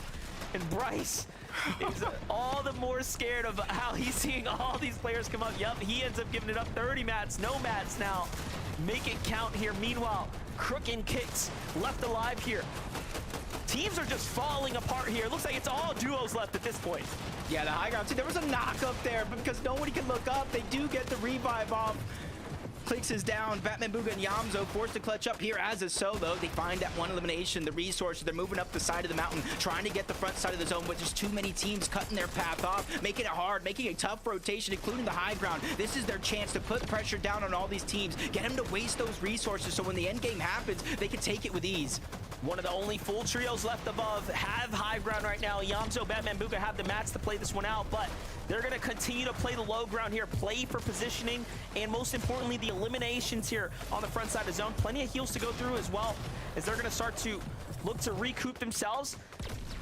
Iamzo looking for the edit here. Nothing comes through. Will they break the high ground team? I mean, at this point, they just need to find a moment here to breathe. But Shadow, Tyler from the Flooded Frogs, all the way down to Shogun Solitude, still in the game right now. Still have a chance, but they have no material left. It's just up to Tyler. Yeah, so many teams are ripped to shreds, missing one or two players on their team. Forced to have a couple players clutch up. Tyler, Shadow, they're two players I talked about their consistency, and now it's time to make it work. Two big shots, make it three as Hound goes down. A much-needed elimination. He's going to get the siphon, the material, a pick-me-up opportunity as he orbs to the high ground. But let's see if he ends up focusing height. That's what I want to know. Is High Ground going to be able to walk away with this, or will a chance open up here? But first, Tyler and company keep fighting through. It's all up to Shadow now. Onto low ground. He ends up punishing Iamzo with a monster shot there, but no elimination comes through. It's up to Batman Booga, the healthy one, to hold things down now in the low ground. He is out of material. Iamzo's got everything. He tries to drop him a heal. Iamzo finds Shadow there. Payback in the exchanges, and it is all going down right now. How is Iamzo still alive here? Siphon is keeping him in the game, but in the end, a second place for Batman Booga. Clicks and Iamzo there, and our high ground teams do seem to take home game number 2 for the win. I'm not even in the game, and seeing Iamzo get those eliminations, my life flashed before my eyes, thinking he could do this from just a sliver of HP. Turns around, gets the elimination off to Shadow, and that's when I thought that opportunity changed. But you gotta give it up. They turned this game around almost. I'm just watching the health fly back up. I couldn't believe it. Kicks, Crook, and Totem got extremely lucky with the way things played out, but they played it masterfully from up above, putting pressure down relentlessly, not giving the low ground teams a chance to actually bounce back. And look at this, Kicks goes with the full commit with no mats, cuts off Batman Booga. He doesn't see it coming, and just like that, they win the game. Congratulations, match number 2 is gonna go to Kicks, level 1 Crook and Totem hand. Zeke, tell me what you got as we send this team to finals. You know what I have, Monster D-Face? It's games of Fortnite. I love the chaos that we get to see in these end games. They're so crazy. But again, we're seeing the same thing happen. High ground winning games, which is crazy, Kelly and Vivid, because you would think that's not the case, right? You think these Void Oni maps kind of make that something you can kind of manage, but for Kicks and company, they're like, hey, we'll just hold it down. You guys fight down below. We'll get a victory out. And now they're going to the Major 1 finals. Well, just like what we saw in game 1, the team that was holding high ground for majority of the early moving zones did eventually drop it, and it's really the teams that are kind of paying attention to not just the action that's going on low and middle ground, but also paying attention to that high ground, realizing when teams are getting weak up there and then taking advantage of that, using the Oni mask to be able to teleport up there and then hold the high ground from around zone 10, zone 11 on. Yeah, I mean, I felt bad for Rio watching that game. They positioned themselves so well on the east side of that zone and ended up pulling west all the way over to Shogun Solitude, right? So the take here for this team was pretty easy, being that Re was just a duo with very minimal mats. But this is one of those instances, Zeke, right, where it's like, listen, we're here for the win. A win is a guaranteed final spot. But then it's like, we just watched Batman Booga and Iamzo clutch up as a duo while Clicks was down and just pick up so many points in such a credible fashion that we've got to go ahead and shout that out too. Yeah, that's right. We'll break down that and more after this short break because there's so much to talk about after that last game. But stay tuned. We'll see you just a little bit.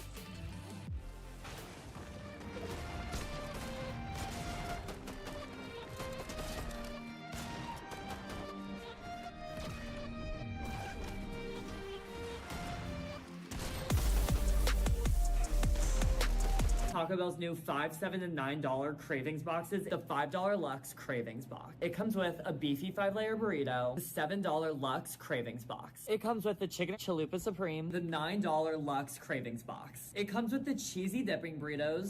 New Lip IV Hydrating Gloss Stain. Instant vitamin lip color. Hydrating wet shine with a lasting stain effect. We do it better. Try it now from NYX Professional Makeup. Reese's has big news.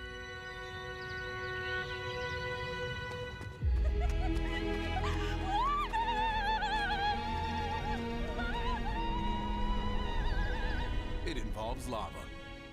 Grand Canyon University is forever grateful to our military veterans, former first responders, and retired police officers. You made the commitment to serve selflessly and assume the responsibility to protect. Right now, America's schools could benefit from your leadership. Your honor and dedication to service is who you are. Continue your legacy as a hero and serve in America's classrooms. Find your purpose at GCU. Private, Christian, affordable. Visit gcu.edu/heroes. Families laugh, families love, families eat a lot. Good thing you got that Dash Pass membership. With Dash Pass, you get $0 delivery fees on grocery orders. So while you may feel like you're stocking your pantry 8 days a week, your wallet doesn't. Save more on groceries with Dash Pass. Start your free 30-day trial. So if wallets can feel, does that mean they also laugh and love?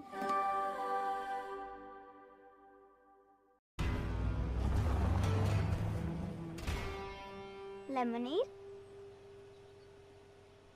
How's business out here?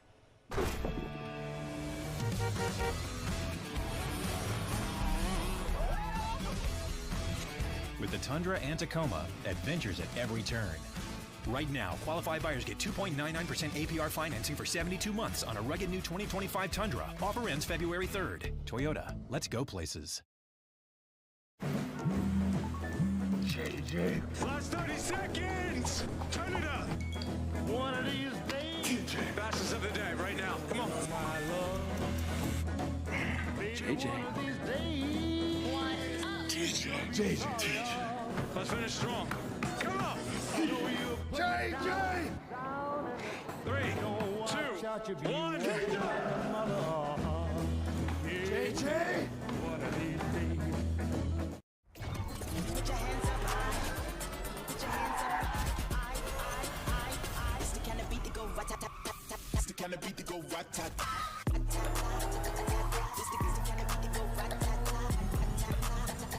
Crook and Tottenham, they got themselves the victory royale. They're going straight to the Major 1 finals.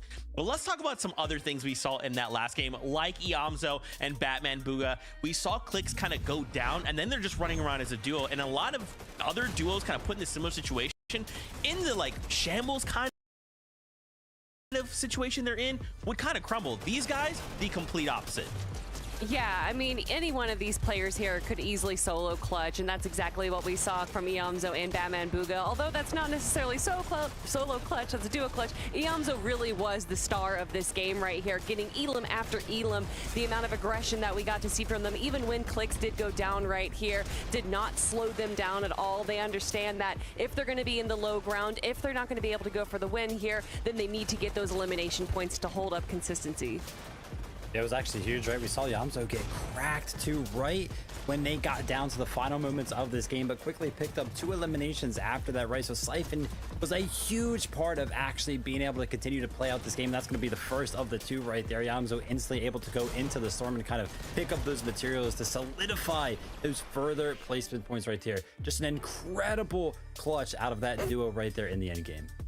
Oh no, everyone has moved except for Clix, Batman, Booga, and Iamzo, who are still in 4th place. Vivid, why did you curse us? But listen, Kelly, theoretically, right? Or I guess in some ways, they're in second, right? Because either you get a victory round to go straight through, or you end in the top 5, which on this leaderboard will look like 6th through 10th. Just think top 5 in consistency, right? More on that later. Don't worry about it.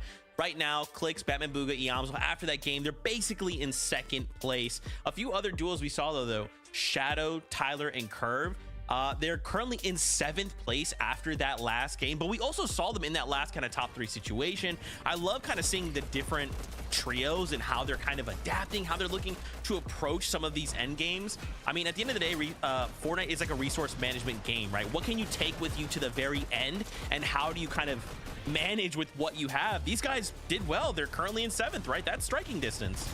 Yeah, especially considering the fact that they were landing all the way over in Flooded Frog, so that was quite a rotation that they had to make all the way in Shogun Solitude.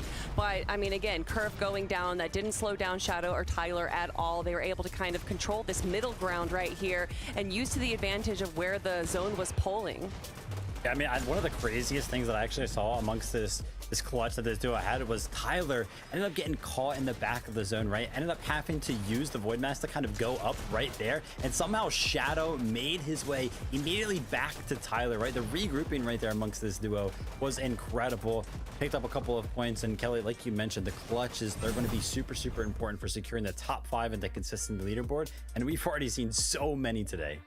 I really think also this shows just Shadow being the veteran of this trio. Although all of them do have great performances, Shadow really is kind of the leader of this trio here, and being able to not just be a leader but also be able to frag it at the end is such an important part. And we actually had a few interviews with some pro players earlier on asking what the differences were between duos and trios, but something I thought really interesting that one of the pro players said is that trios this time around is so much different than what it was 3-4 years ago, in the sense of those traditional roles of the IGL, the fragger, and the support aren't really there anymore. Everyone kind of needs to be able to play all the roles, especially as a fragger. That's pretty crazy. That's pretty crazy. I always love kind of getting the insight from the players, right? Because we can kind of talk about what we see, but them as a player is always going to be that extra perspective that we may not always get. So that's pretty cool. Thank you for that, Kelly. I also wanted to highlight, Vivid, you mentioned Reet and Bryce there. In that one situation, they kind of burn a ton of materials to kind of claim this front side of zone on this hill, right? And a lot of people would look at that and go, wow, this is a big moment for them. But then the zone decides to bounce in the completely opposite direction.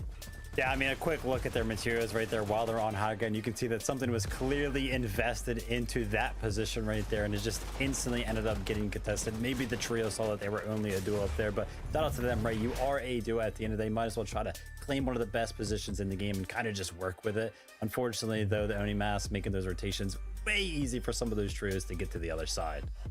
Yeah, and something you called out earlier too, where it was Zone 7 or Zone 8, where Reet and Bryce had a great position, and then the zone just pulled the exact opposite way. So maybe they were a little embittered by the zone, and they're like, no, you know what? We're taking height anyway. Sometimes it goes your way, right? And just the RNG nature of the game, sometimes it doesn't, right? The zones will do what the zones do. But with that being said, it is again that halfway point of the competition. 3 games left to go. Remember, Victory Royale or top 5 at the end of these 5 games will take us through to the Major 1 finals. With that being said, Jacob PR, Monster D-Face, take it away. Thank you so much. One more time, Monster. They said it was the halfway point. Time really does fly when you're having fun, and I hope these competitors are too as well. 2 spots already gone, 8 spots left to go, 3 through Victory Royales and 5 through that leaderboard. Yeah, that's right. If you're up in the standings and you've already broken about the 100+ point threshold, you're feeling pretty good about your position in the tournament right now. Given that with just a couple more rounds, you just have to claw your way through several more points to be there. But of course, anything can happen in this Victory Royale format. You saw in the last game, even with Reet and crew being up in a position to succeed, they ran out of material. So let's see it here now for game number 3.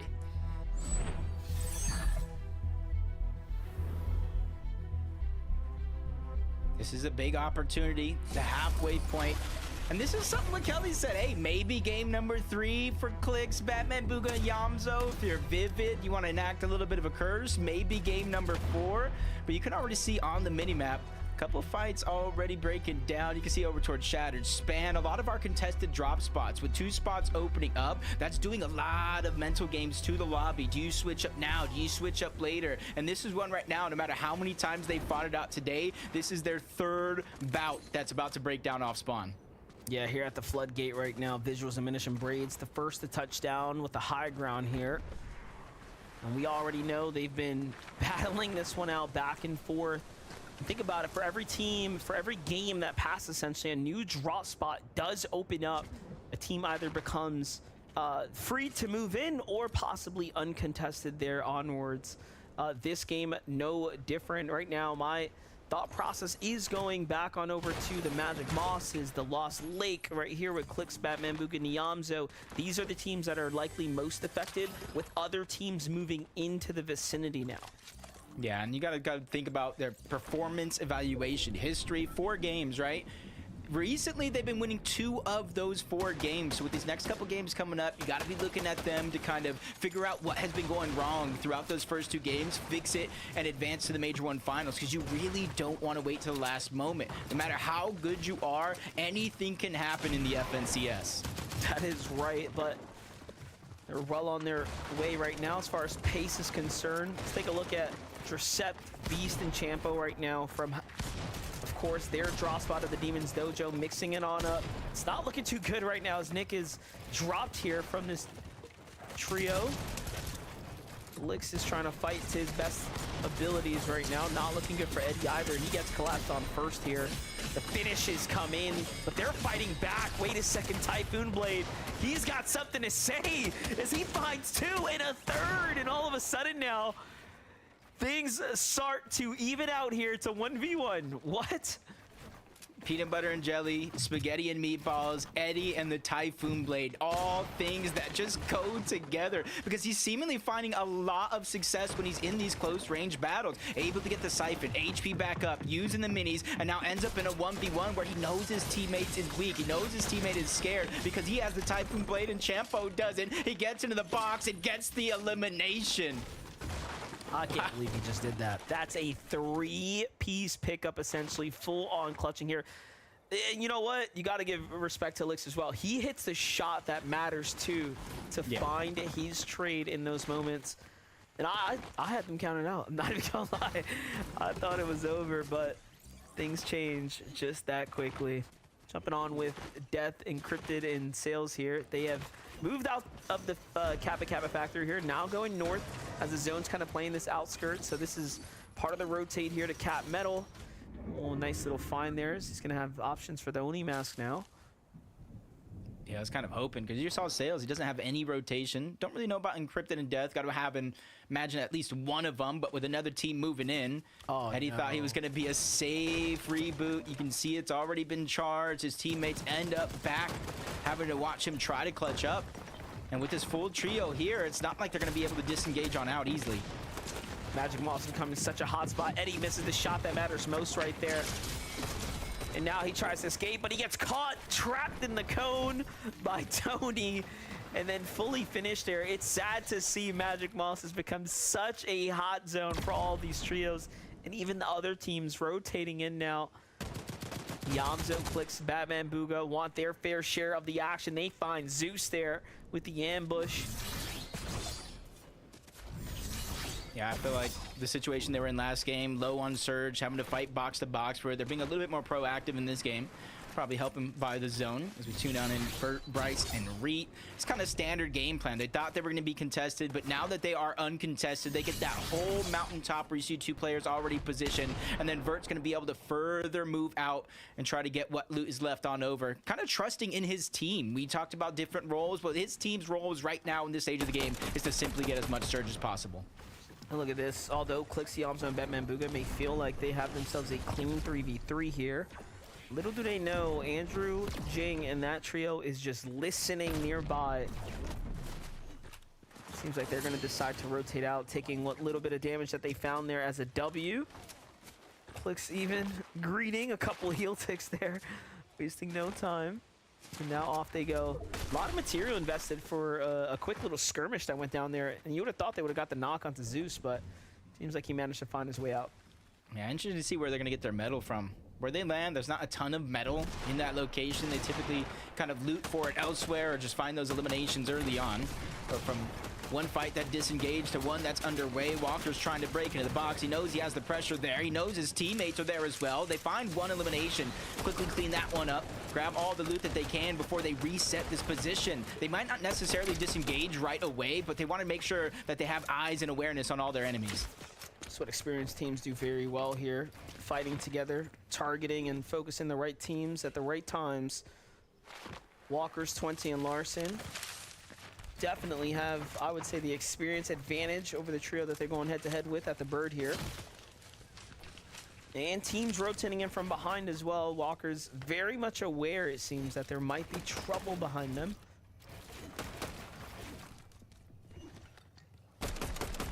Especially with the zone rotating in this direction. They got to be very careful about where they're going to rotate in from next. It is going to pull towards the north, so at least they have that going from them.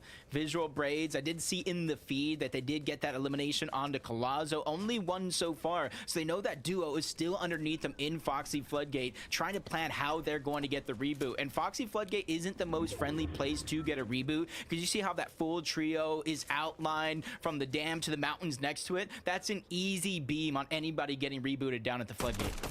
Definitely, and those pickups, they mean a lot. The points, of course, are gonna matter.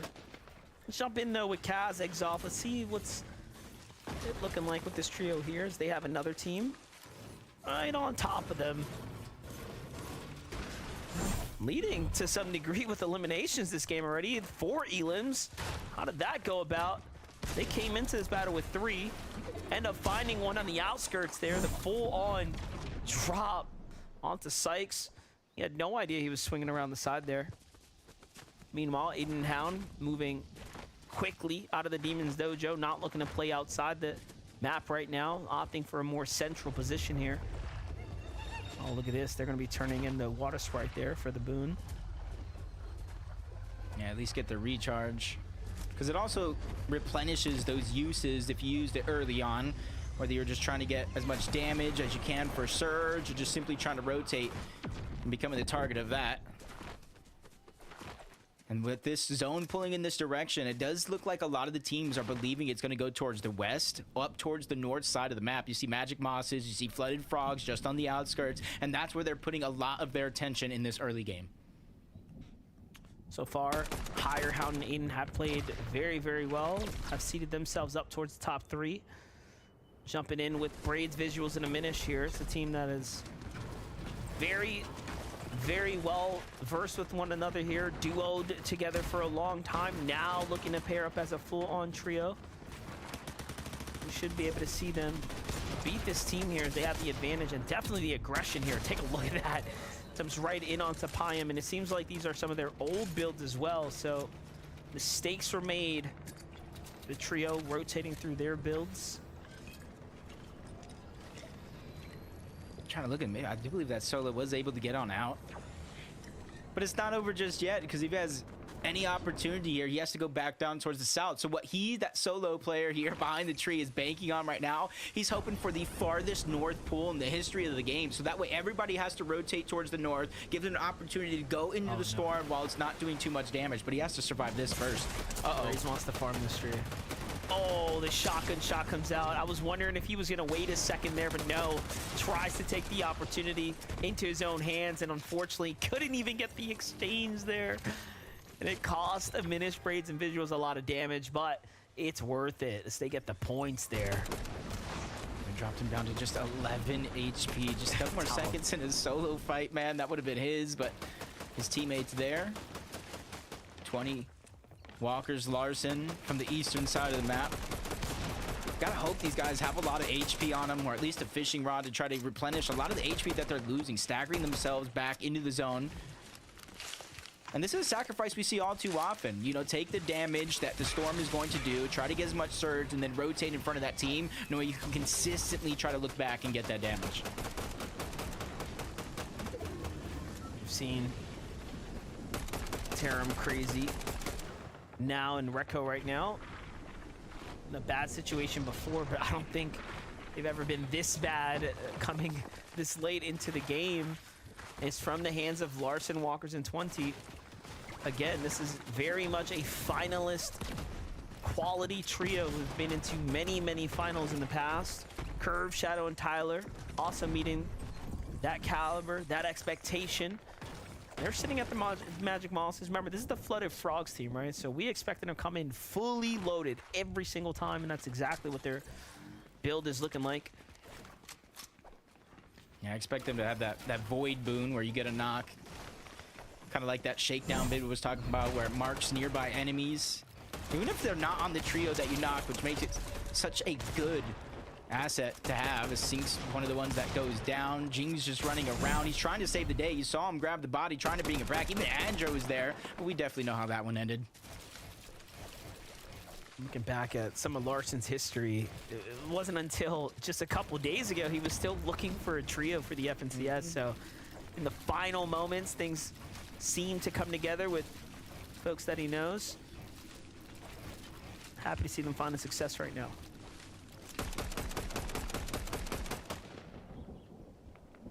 Hey, they're just banking on the zone continuing to pull towards the north.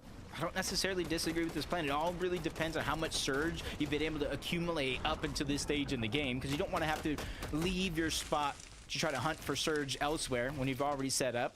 Clicks, Batman, Booga, and Yamzo doing the same thing, but we've already seen them multiple times throughout this game. Trying to hunting around players for surge, not necessarily getting into those risky early game fights, but doing just enough to stay ahead of the curve. I thought we expect them to play finals as well.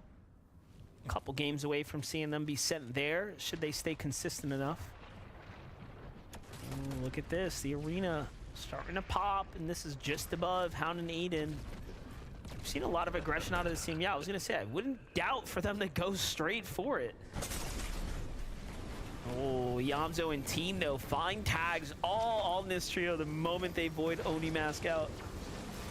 Yeah, luckily for Hound and Aiden, there's a lot of barrels, free loot. On this side of the map, you see 3 of them there. I know there's a couple more scattered around the different islands, so it's not going to take them too long to try to get their shield and HP back up. Start to put work on that boss.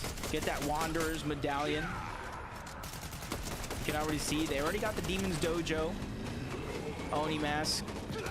So that one's a good part of their rotational tool. And now that they have the high ground monster, they shouldn't have to worry about surge either. You can see this is the advantages of course, taking the boss on in trios. You can melt them pretty quickly should they all focus fire, but even then it takes some time, all right? This is not, you know, a quick elimination onto the boss by any means. Still takes a little bit of time in order to do that, but no one wanted to come on up here. We're gonna have this full island to themselves right now. It's a good spot right now in zone 2, kind of in the center. You see Clix' team on the mini-map towards the top left, but they're taking advantage of the team that's rotating in from Brutal Boxcars. Trying to pad as much damage as can. They got some extra shields on top of the ones already there due to the boss that they just taken down. So trading Surge doesn't look like a bad option for me. Meanwhile, much more chill here at the Flooded Frogs for Shadow, Curve, and Tyler. They go back to their trusty box. They've continued to fish, and this is, you know, I would say becoming the meta, right? Like, really has risen in popularity, fishing early into the games to secure yourself a plentiful set of shield fish here. I believe it's like a 50% rate of getting a shield fish from fishing, something around those lines, and that's why you see it kind of popularized. You've got a lot of the teams saving at least one item slot for the fishing rod. On the other side, see a whole fight breaking down between two teams, but there's still two more teams outside of that on the outskirts, and even one more all the way towards the south watching this. So as much as this might seem like a straight up 3v3, it's so risky, it's so dangerous, you gotta be careful, and that's where you see Mason go down. He's the first one to drop. Chance wall to wall with 20. Larson on the other side. This is not the best spot to be in, but if you're doing damage like that, it might as well be. It's the second time Chance, Mason, and Donnie go back-to-back fighting Walkers in trio. So far, Walkers does have the knock lead here, but Chance is looking to settle the score right now. Another team looking inwards. This is not looking hot right now for 20 Larson and Walkers. We've expended a lot of heals and now starting to run low on material. Meanwhile, Chance gets the sandwich going from the other side, but the new trio is still firing in somehow. They're going to play to pick up Larson here. And it's actually that team that was on the outskirts, Nile and team, who were looking extremely worse for wears. They're likely sensing the blood and water here, right? Thirsty for these elims, but things start to settle now.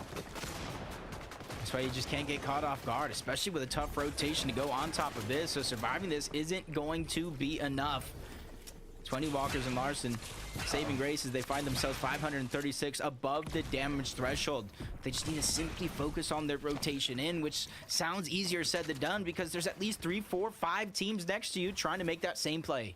Yeah, they got to get to a river. They got to start fishing here. 20 has that fishing rod. All the other teams have long gone now as they're focusing on the rotate, but Larson, 20, and Walkers there are definitely feeling the pressure of the fight. Meanwhile, Vert, Bryce, and Reet chilling here at the Brutal Boxcars. This is their drop, of course. The advantages of just being able to hang out, farm surge from the high ground is definitely taking its part here. You can tell because they're 800 above. Yeah, this is one of the most decorated teams. You can see the quick stat there. They've all played 12 or more grand finals. They have a total of 48 finals appearances as a team. One of the most experienced team in the lobby with 800 damage above the surge. They've pulled yet another zone as well. They're giving themselves option here as this game continues. Here's the thing, Vert's seen the championship. Reed's been there, right? This is the only team in the lobby actually here in Group 1 that has a decorated FNCS championship under their belt. Talking about this team right here though, Now and Recco, like I said, when we jumped in with them before, they were just out of the fight completely. It seems like they've lost a teammate in the process, but just struggling to kind of stay in the game, find that silver lining. They're going for the super wide rotate, so this is going to be a huge disruptor, I would say, to the lobby right now, but moving straight into potentially Batman Buga's trio there. Another elimination gets cleaned up as we tune in to Tony, Zeus, and Creon. Getting it in the zone as well, just under the Shogun's Arena, right above them. Where we know that one team's already positioned up, a few more on the outskirts making their way over towards Brutal. And this is where you gotta start thinking in your head. It moves over towards Brutal. If it continues to go towards the east, a little bit towards the south, we're gonna have those mountain ranges that we saw just like that last game. Not even mad at those mountain rangers. They have given us a very interesting end game so far, keeping us completely on our toes, man. You just don't know where things are going to go at that point. Surprised we got a well-behaved water sprite here. Let's see if it takes off running like usual. Only 55 above for Hound and Aiden. This is about the worst we've seen them. Yeah, I almost got to think it's got to be something with the loadout. The Veiled SMG doesn't do a ton of damage. I believe I saw maybe a Fury on the other side and maybe one Hollow Twister. So you're kind of banking on one teammate to get the majority of your damage, especially when you kind of separated yourself so far from the rest of these teams, and now they're 71 below. And this is where in their mind, they're going to have to make that decision. Do I go box fight a team for Surge or continue to try to play the game plan that hasn't worked so far? And it's so unfortunate because they have this ultimate positioning right now over the lobby, and they're going to have to give it up.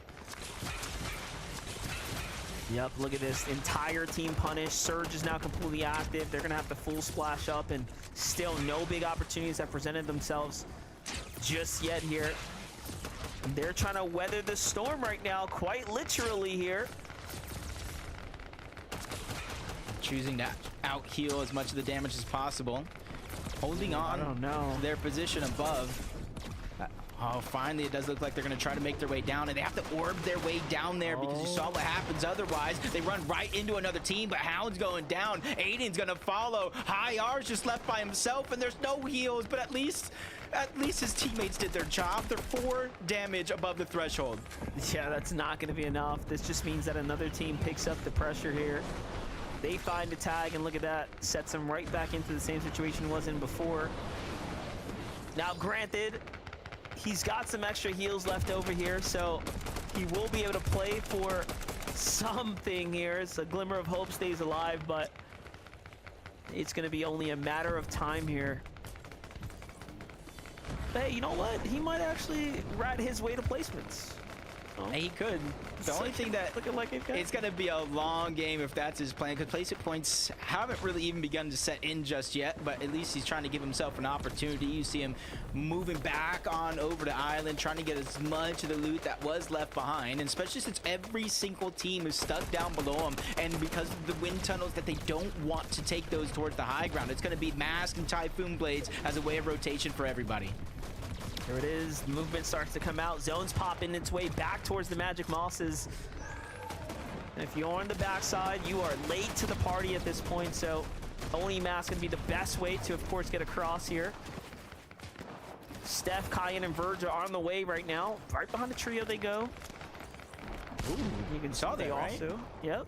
He has the boon there. Thanks for that crash from Aiden and Howard. Mm-hmm.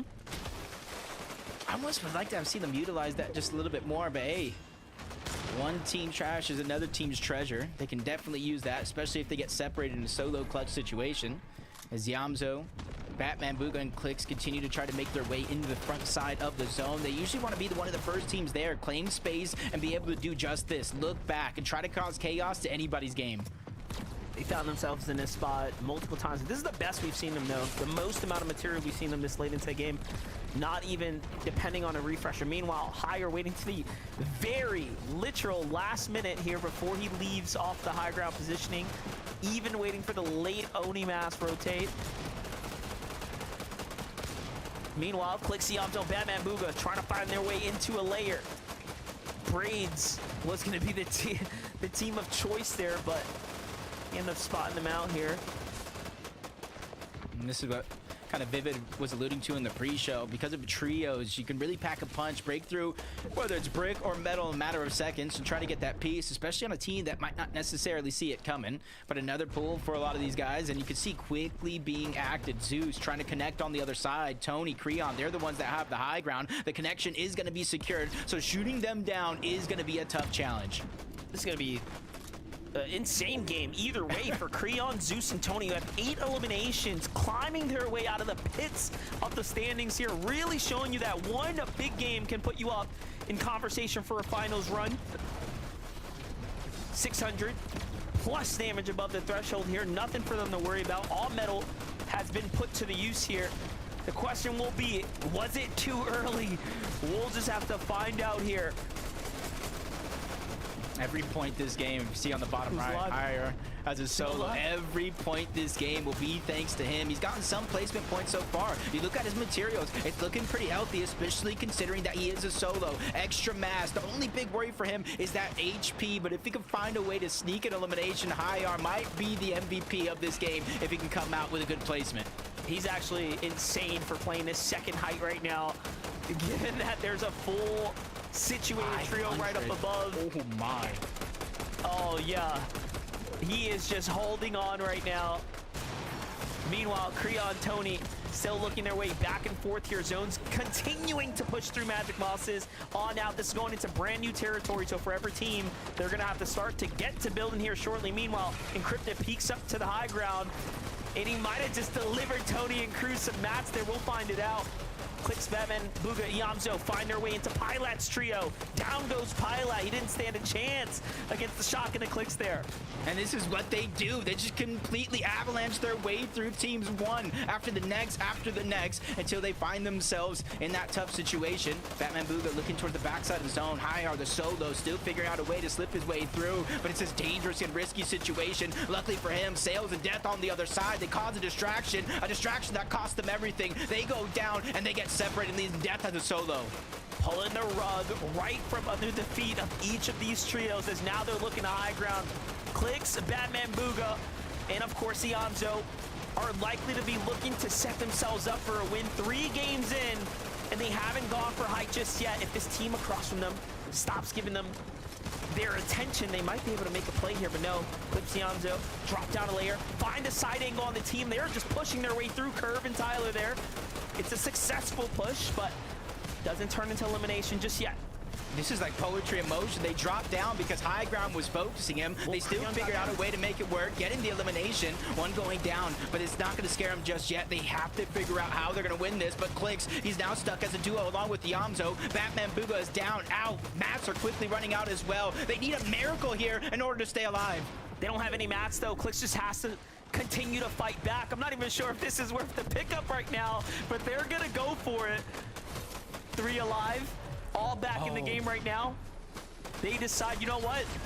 We want Batman Booga in the game right now. Meanwhile, Yamzo does have that invisibility from sprinting there. You can see it ends up finding his way into a layer, and he is so hard to keep track of. Braids has no idea where he is, where the shots are coming from, and Yamzo is turning online right now. Finally now, has material, has mats, Clicks, in all that chaos, ends up falling first. And now, 3 teams remaining. Of course, the trio up top, and just Yamzo, Batman Booga, and Vert in the mix. Yeah, that medallion is a difference maker right here, as hard as it might be. They still have to get through Vert first. That one's easy. 2v3 situation. Yamzo and Batman Booga on the low ground, but they have that medallion. The team's going to finally drop down. They have the win condition as well if it does come down to heal off, but they need to be very, very careful when they give up those siphons because they're changing layers. Batman Booga has the high ground. Yamzo gets dropped. 1v3 situation. Gets the knock on to Tony. He goes down to his teammates. He's trying to get the siphon. Batman Booga gets it just in time, trying to stay alive. Moves to the backside of the zone, but only for so long. He has to try to go on the offensive with the Typhoon Blade. He's trying to make magic happen. Almost gets a knock, but it's just too late. Zeus and Creon hold on to clutch the game. With 16 eliminations as well, doing it in such a ridiculous fashion. They have dusted this entire lobby right back to the next battle bus. And just like that, Batman Booga kept it interesting for us, but what a win, and what a way to close out game number 3 there, Jacob. Yeah, Creon, Zeus, Tony. It was just kind of an easy, simple game from them. As soon as they were able to get high ground, they had nobody contest them, no reason to look back, especially when Encrypted goes down and just say, hey, here's some more loot, man. You guys are doing a good job. Make sure you keep it. And they just kind of solidified and played this last situation perfect. Yamzo gets dropped first, 3v1 situation. You even got the bomb going down there for a quick moment as just Creon bounces around trying to avoid the Typhoon Blade with another team making it to the Major 1 finals when 2 games left. We got to throw it to our analyst desk to let us know what these teams have to do different. What do we do different? We let these guys out of the lobby. We push them to finals. How do we deal with that? 16 eliminations and just the way that these guys were fighting in every single step of that last zone, just hip to hip. Anytime they get aggressed, they go together. They try and like force these fights into their favor. So well executed from the trio. And to think that kind of stopping power is going straight to finals. I don't know how we deal with that, friends. I don't know what we do. I don't know. I mean, honestly, this is something that actually I kind of expected out of Zeus, Creon, and Tony during one of the more recent performance evaluations where only 4 teams can get victory royales. They were actually one of the teams that was able to claim a victory royale in the most recent performance evaluation. So to see them grab another victory royale today, and especially in the way that they did it, where they held height with the first team of the day for North America to kind of hold height from the beginning and continue that on, I'm glad to see that they're able to keep that performance going from the performance evaluations. Yeah, one of those situations, right, where we looked up, we got the POV of this team, and they've just got double floors, double cones across all of the moving zones. They had so many eliminations actually going into the moving zones that they could just afford to do that, which is why we're actually, you know, see the first team able to actually hold height throughout the rest of the game. Kind of got a little dicey there at the end, though, with Batman Booga on the other side of the 1v2, but they ended up closing it out. It's wild that like in a situation where like Batman Booga and Yamzo are not there, then we can look to contest high ground, right? But the moment that you've just got Yamzo running around invisible on your layer or on the low ground, all bets are off. All bets are off. We'll discuss more of that in just a minute. First, a quick little break, then we'll be back with more action from the FNCS.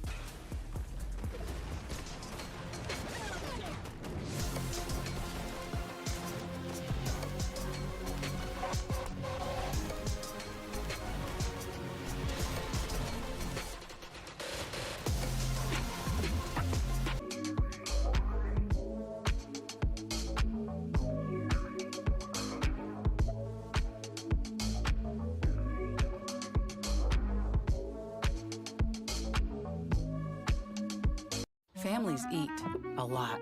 Good thing there's Dash Pass. Order groceries with Dash Pass and get $0 delivery fees on your order. So while you may feel like you're stocking the pantry 8 days a week, your wallet doesn't. Save more on groceries with Dash Pass. Start your free 30-day trial. We are all capable of greatness. And within every person lies the potential to write the course for us all. Now it's your turn to reimagine civilization in all its possibilities and build something you believe in. Return the stolen Butterfingers.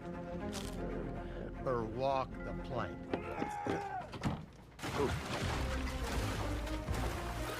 No one lays a finger on your Butterfinger. Ever.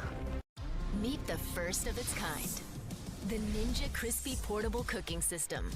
Now you have the power of a full-sized air fryer in the palm of your hand. Cooking for game day? Crisp it. Lunch at the office? Crisp it. Hosting a party? Crisp it. Just prep it, snap it, crisp it, serve it, and store it. All in one. The Ninja Crispy.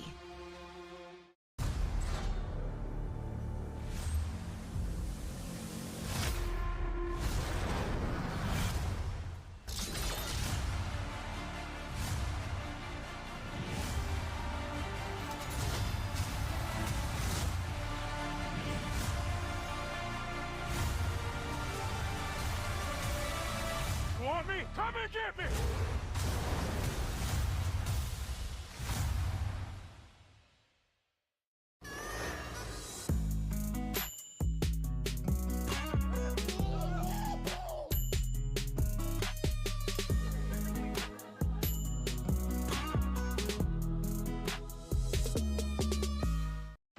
When the celestial mass emerged, we squabbled over it. What was found inside that island is a discovery of the millennium. I present to you adamantium. We can't let this get into the wrong hands. So many surprises left.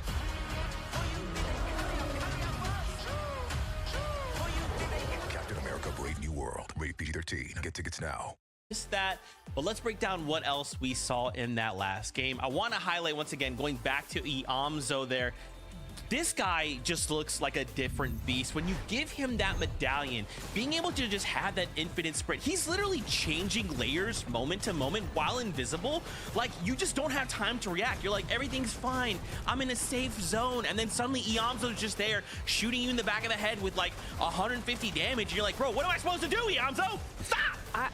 I am loving this Iamzo that we're seeing. Don't get me wrong, Iamzo and Rise were an incredible duo throughout the last few years. They've been really consistent, played together for a long time. But I just feel like the energy and vibes that we're getting from this trio is bringing Iamzo to a whole nother level. Yeah, I mean, Iamzo, though, just put on such a clinic right now. Has the most eliminations out of the trio right now. And another interesting stat that I was kind of looking at is that Iamzo also has the most amount of builds placed in everybody that's been playing today, right? And then there's also talks like, you know, Iamzo's the IGL of the trio. So right now, you know, do with what that information what you will. All of it kind of points to Iamzo is having one heck of a day, and it is putting the Clix, Batman, Bugha, and Iamzo trio right now in first place on that consistency leaderboard, already at 221 points. Yeah, you say that it's first place, but Zeke, there's a number 4 next to them. No. Yeah, no, listen, it's because they're doing so well that they keep putting themselves up, and that, you know, now that we have 3 teams that have moved through, that puts them in the 4th position. But seriously, Clix, Batman, Bugha, Iamzo, they're playing so differently than what we saw in the play-ins right now, and I'm wondering if that's kind of causing an issue in their play style. They did struggle a little bit with Storm Surge in game number 3, so that could be a possible reason as to why we're not seeing them get the victory royale. But as far as I can tell, obviously the math isn't fully done yet. I think it's safe to say that this trio has made their way into the grand finals through consistency. Yeah, and I think as well, something to note on the fact that with now 2 end games, we've seen Clix get focused out, right? We've had these guys by themselves as just to do in the situations. if all three of these members are left alive, then you can just let Yamzo off the leash, right? Just, hey, go hyper aggressive. But when you're just a duel in that situation, it's just left up to Batman Booga, right? Like, okay, I have to 1v3 while Yamzo's changing layers and trying to just one pump everyone he can. Okay, you know, like a different situation there if Clix is left alive. In 9th place, though, we did also want to highlight Bryce there. These guys are also in that striking range. They still have 2 games left to go to make sure they end in that top 5. They've had a few slip-ups on the day, but like, you know, we're starting to come online, it feels like. Yeah, and they definitely have everything that they need to kind of set themselves up for success, landing over boxcars. You can see that they have the Mythic AR there, and controlling the low ground seems to be causing a few issues where they just don't have the awareness that they need to keep all 3 players alive to the very end. But they only need a few more points, another high-placing game to kind of push themselves up into that top 5. Yeah, I mean, this trio is actually placed better every single game as it goes on, so hopefully they're able to kind of continue with that trend. And we kind of love to talk about experience, especially when it comes to Fortnite competitive. There's actually 2 trios combined for the most experience if you look at total FNCS finals amongst the trio, and that tie is actually going to be between Clix, Batman Booga, Yamzo, and then Reet, Bryce, and Vert. Both of those trios have a combined 48 total FNCS finals appearances, and the following trio behind them only has 28. That is how big that gap is right now in experience. And because I'm contractually obligated to talk about Reed as much as I can, he actually has the most FNCS finals appearances out of any player here. And that might be due to the fact that he's coming from NA West, then moved over to NA Central, where now it's kind of split up a bit. But he obviously has a great, I'm loving this team. You know, it used to be Bryson Bolts and Reed and Ritual, where they would kind of fight each other back in Chapter 5. And to see them kind of group up together now in a similar POI, I think that there's something working there. They just need to work out a few more kinks. That's right. That's right. Look, it's fine, right, Kelly? We have 2 games. Anything can happen. Let's see how this all shakes out. MDF, Jacob PR, take it away. Thank you so much, Zeke, and that's right. I mean, I'm looking at the drop that just opened up. Pumped Power, right? Magic Moss's team winning. Nearly taking out Demon's Dojo team winning, but all of a sudden, this entire northern area, Jacob, seems to be shaking up. Yeah, it definitely is opening up a lot of different opportunities. We've seen it after game number 1. Immediately, teams are switched up these drops. And the power plant, that's good. There's a lot of meta. I talked about the lack of that material throughout different portions of the map. If a team chooses to switch on over here, they'll be able to get some valuable resources that they might not have had in these earlier games. But it's going to be ready for game number 4. Time is winding down, so let's get into it.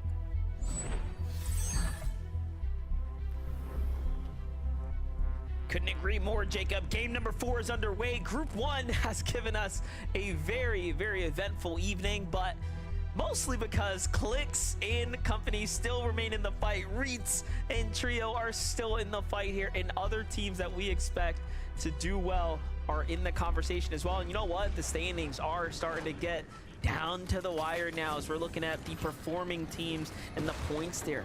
It might not even go down for Reed, Bryce, and Vert here to win. It might come down to them just staying a little bit more consistent.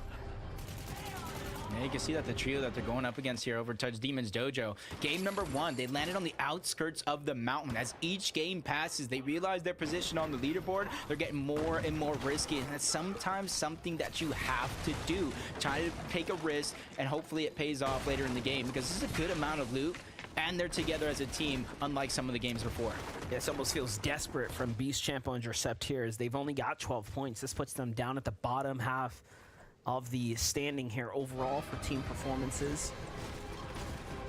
8 and higher have had a much more successful Demon's Dojo run, given that they've not only secured the mythical Oni mask and the upgrades, of course, that drop here from the boss, but more importantly, have made it off drop every single game so far in the first 3.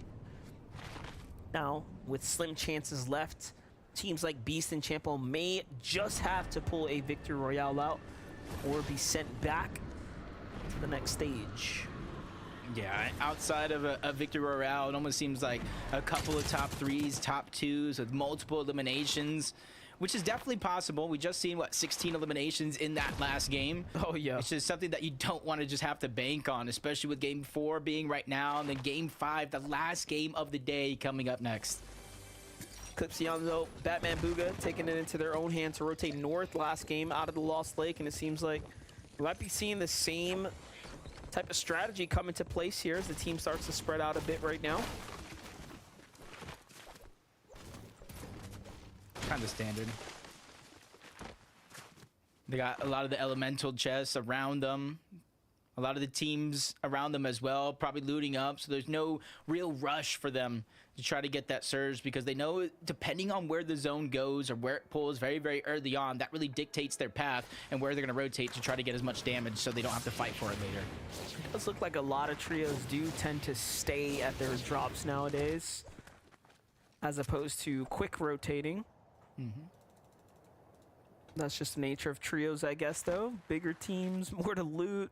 Really want to scrap it down dry. Seeing a lot of teams around the lobby. Some having some really good games early on. Others kind of faltering as the day has went on. This team right here, they started off with high hopes as second place with 11 elims. Then the following game after, 15th place with 7, and then a 10th place with 1. They are in a good standing in terms of the leaderboard, but if they continue to have that same trajectory, they're going to be one of those last game wonders, hoping they really make it to the Major 1 finals. I like it, what we've been seeing out of this trio right here. We're giving you guys the full update on all of our top position teams right now. Curve, Tyler, and Shadow. We expected to likely pull through with the Victor Royale. This is the strongest drop, arguably, available on this Fortnite Chapter 6 right now. The Flooded Frogs, with all the additions here now, really set this team apart. But this is all going to be short-lived. This is just a Group 1 fantasy world we're living in right now, given that it's a very much limited lobby. Come finals, you start seeing the likes of Peterbot and team next week. We'll see how everything starts to change up. I will say, for any team that doesn't get a victory royale, that doesn't get into that top 5, luckily for them, their season isn't going to be over. There's still that last chance qualifier that they'll be able to run through and try to give them hope. But I call this the golden opportunity, because instead of getting 5 games in your group, you get 3 games. It's win and you're in. That's the only opportunity. So you don't want to wait for that to come along to really play your best Fortnite. I like what we're seeing right now, though. Vert with the ambush. Bryce likely playing a high ground position here. This is onto Kira, Hefe. Little closer, and they'll have a full-on box out. Oh, yeah, it's not looking good for Hefe Bob here. Oh, the double shotgun connects and the full finish there. But no, it's just and Vert here, so that couldn't be a better team for them to go ahead and set this one up for now. They've kind of evened the playing field for themselves here, and sometimes you just do pull the shorter end of the stick here, and it seems like for Reet and Vert, they're just trying to make do with what they got. Oh, this is a big game for Reet and Vert, too. They're just on the cusp. They're on the cusp. If they don't win, they want to make it as far as possible, and maybe one of those teams above them in the bubble go ahead and qualify, but they already got that first elimination. Even with another team trying to threaten and throw them off guard, they're still figuring out a way to get aggressive, continuously pushing forward, and they've separated that player as a solo. Big elimination for them. That's their second one already in the books. Big elimination right there. Good damage as well. And off they go. No plans to fight another full trio like this out in the open if they don't have to. Using those very precious Oni mask charges there. It's going to be super worth at this point. Look at Bert just looking around. Trying to see if they can catch some cheeky tags. Nicely done there. Kind of bending back into things. We started this game with about a 24-point lead over that last spot. Bonzo. This is the team that was kind of thinking about contesting them over towards Brutal Boxcars. Good to see them start to get an elimination. Vigils is back up. Raids and Diminish doing a good job claiming Foxy. This is where teams normally get their metal and a lot of their material. But since they're all down here, my real wonder is how they're going to get back up and get in a position to get Surge. What we think about this leaderboard right here. Clicks in 221 points. Visuals, Braids, and Diminish trailing just behind at 209. You can see the huge gap. And then things start to really fall off here. So a lot of teams will have to play catch up. If you're up inside the top 4 right now, we should say, you're basically leading very well. The other 3 spots, of course, secured to those that won those games 1 through 3. So not too bad for our teams up at the top. Does look like we're gonna have another zone though, pulling towards the south.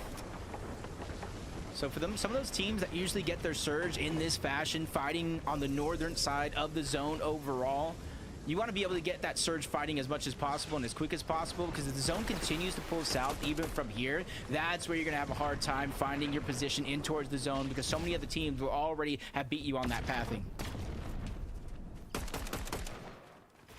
Clicks is hurt. Yamzo, no HP either. They're still in the storm right here. This is very tough situation for them to be in. Or from their drop, rotating far to the west coast right now. I mean, they've already caught an elimination off this team here. Batman Booga looking for scraps here.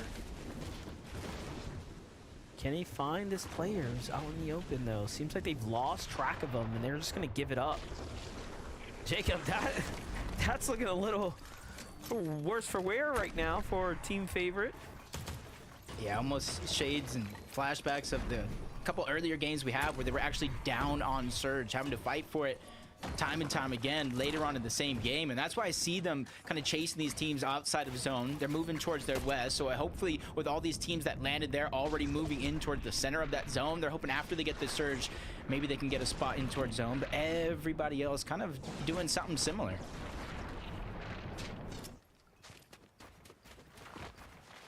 A little bit of a play here from Death, Encrypted, and Sales right now. Playing a little bit of this low ground, trying to rotate, but Ayo, KD's got the high ground right now, shooting his way on down. Nice little angle for him to play here. Things are really starting to settle down right now. It seems like teams are picking up the pace here. And you can really tell when desperation starts to set in. More and more teams find themselves playing the outer edges. It becomes more and more difficult in the late games to rotate freely around these outskirts.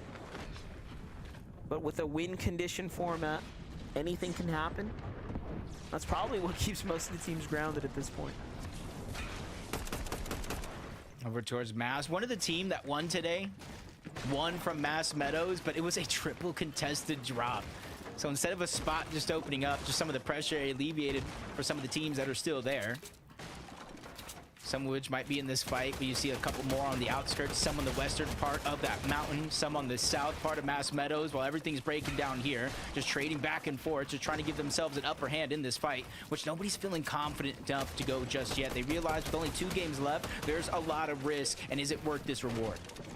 Yeah, I definitely agree that this might be a little bit sketchy for a team like Lures, who's got 60 points already, so they're not out of the question for a top 5. If they can make an end game here, this is a very, very risky battle, though. If they lose this now, they'll put themselves in a position where they have to win a game. Sort of like Cricket, Smoked, and Nox may have to do. Already, team was wiped here by Smoked, Cricket, and Nox. So, confidence is up top. Look at this. Other trios are watching in the distance. This is just a tough situation to be in because, as you said, others are watching this all play out in the distance. No matter what happens here, win, lose, or just disengage, all these other teams are already going to have rotated, picked their spot, and you have a chance to really look back. And while all that is going on, you also aren't being able to refarm, aren't being able to use your resources, and since you're taking damage, you're using a lot of the heals that you need later on in the game. Yep, we do see that happen all the time. Take the wrong fights, and a lot of times it just does come down to decision making, and that's why preparation is super key. Look at this, Reinvert still finding opportunities. When we last seen them, they had 2 eliminations. They're about to make it 4 now, as they've just caught X off here, and someone catches the finish. So Reet doesn't care. He wants to secure the elim. He wants to get those mats as well. And look at this. This dude had heals for days on a big pot shieldfish and even some mobility to work with, but he's probably going to be content with what he's got here. Oni Mask is really all you need at this point, and surely they have enough damage now as far as making it to end game is concerned. Meanwhile, Clix, Yamzo, and Batman Boog. Okay, so from the outskirts in the zone, looking truly worse for wears, now into another team fight. What are they doing differently here that makes them want to fight in the mid game? All of today, Jacob, we've seen them make it to endgame with 0 Elans, but now they've seen more aggressive than ever. I think it's more so to do with the zone pull and to realize where they're at on the leaderboard. They really have a lot less to lose than a lot of the other teams here in this lobby. They have all but their spot already secured, so they're just trying to get aggressive for their Storm Surge, because I referenced the game earlier on where it was, I think, 6th zone, maybe 7th zone. They were down on Surge, having to fight for it, and when everybody's in that close proximity, you don't want to leave it to just fighting and having to pre-piece somebody for Surge. So I actually like what I'm seeing out of Clix, Batman, Boog, and Yamzo, getting aggressive, trying to control as much of their destiny as possible. That's right. I mean, with over 220 points now, they should be near impossible to topple over as far as making it to finals is concerned. So from here on out, it's all uphill. We're just riding away, but Reinvert can't be said the same of, as they only have 126 points, which puts them very much at the, I'd say, the bare minimal, right, of where you want to be at the current moment. Ooh, big shots coming in. Look, when we first saw Reed just a couple moments ago, he had 3 big pots. He's now down to none and just a shield fish. This is not looking good. Vert and Reed have to back out here. It's against Ayo, Liam, and Toronto, and they're going for the chase here. Typhoon Blade in hand. Full health as well to work with, and oh no, Ree and company rotate right into Shadow, Tyler, and Curve's team. A very, very sound team out of the Flooded Frogs. Yeah, you can see Reed all by himself now. Vert was taken down with less than 50 HP, trying to continue to separate himself. He's hoping almost that that other team does crash, be a distraction, give him an opportunity to get on out, because if he can sneak away Vert's reboot card where the zone's pulling, if he moves towards the north, that will be his opportunity to try to get it back. But it's all about survival here. Curve, Tyler, Shadow trying to go ahead and put pedal to the metal, get a little bit aggressive, not necessarily for the eliminations, but they loot that they know is down there. Yeah, this is all of Vert's old gear right here. AOKB sitting right on top of right now, tries to fire back, doesn't really find anything. It's almost a full reset at this point. I wonder what's going through the team comms right now of Ayo, Toronto, and Liam here, who've got the surge that they're looking for, got plenty to work for an end game, but have insisted on sticking around Curve, Tyler, and Shadow a little too long, and they seem to not like that. They're giving them a lot of shots down here now as they're pushing them out of the drop. And they started this game in 12th place on the leaderboard. You got to think that's around 7th place after their 5-game winners are already in the Major 1 finals. So they still have a point differential to overcome, and they need to keep in the back of their mind, they do not have to get desperate. This is only game 4. There is going to be a whole nother game left, and if they continue to play their cards right, they'll at least be in the bubble. Mason Donnie chance here. I'm up top, and look, no one's come to the arena here. Honestly, typically, I love the idea of going up there. You see a lot of our top teams in typical weeks, especially in the Division Cups, go up there, try to get it. But so far today, I haven't really seen going up there being a huge impact to the game. And game prior, we saw Hayar and his trio go up there. Monster, they were down on Surge. They were forced to just kind of cannonball into another team, and they eventually got taken down for it. So I can see the shift with things not necessarily playing their way in terms of teams going up on that island to maybe go against it. Yeah, it's one of those things, right? You go up there, and if you don't find the surge tags, I mean, you can easily fall behind, given the unorthodox position, right? It's not something you can practice very consistently either. Oh, so no. Andrew, though, Jing and Sin get pushed out of the lobby, falling to the hands of what seems to be Eddie and another trio nearby. So much going on here for teams staying outside the zone right now. We have way too many trios kind of entertaining this fight here. Take a look at the highlights here. Jacob, Eddie, ratting his way through the box, trying to see what's going on. Finds Sin there, who was distracted by another team, and that is exactly what can happen should you stay inside the storm for too long. Almost seemingly got a taste of his own medicine with the Typhoon Blade. Lucky for him, hey, staying alive as a solo. It's all about the points here. With one more game left, anything can happen just like that. Walkers goes down. Larson 20 quickly trying to go and get it, but they close the distance quick. That's Blake, that's Cease, that's Jack. These are experts. They know how to take advantage of timing. Moving into the box, they have full control. 3v2, trying to force some players down and separated them once more. Down goes 20, down goes Walkers. Larson's left by himself. And this is what makes Chapter 6 so exciting to watch. These Oni masks coming out into play here. You find the knock, you can find yourself being collapsed upon that quickly there. And look at Larson begging to escape now as he slides his way out from the side. But Jack, Cease, and Blake are going to be super happy about this. It looks like they found themselves 2 eliminations. Plenty of gear here to work their way through. And now they can focus on making a nice, easy rotate here. Other teams already shooting their Oni mask out as well. Cease, knowing better than to stick too close to them. He's going to go straight to beeline in to the new zone here. I just saw on the feed too, I think Reed's down and out. They have to go again in that last game. Just the unfortunate thing is they got a good amount of eliminations for those points. It's just the placements. They don't start taking it into around top 17, so they got to sit and watch and hope any team below them on that leaderboard goes down earlier than they would hope themselves. Clicks, Batman Booga and Yamzo have the most damage done by any team here, and this game is really flexing it. Look at the takedown right here. Very well played, well executed.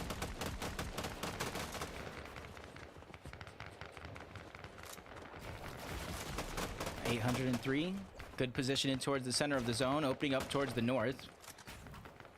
Got at least one full team on the top of the island. Munker looking like he was kind of gliding his way through. He goes down. Another player, Kaz, goes down, trying to go for the elimination or gets it down onto Vibes. It's just a trades back and forth. That's what's going down in the sky. But down low, Clicks, Batman Booga, and Yamzo consistently trying to claim space at the edge of these zones.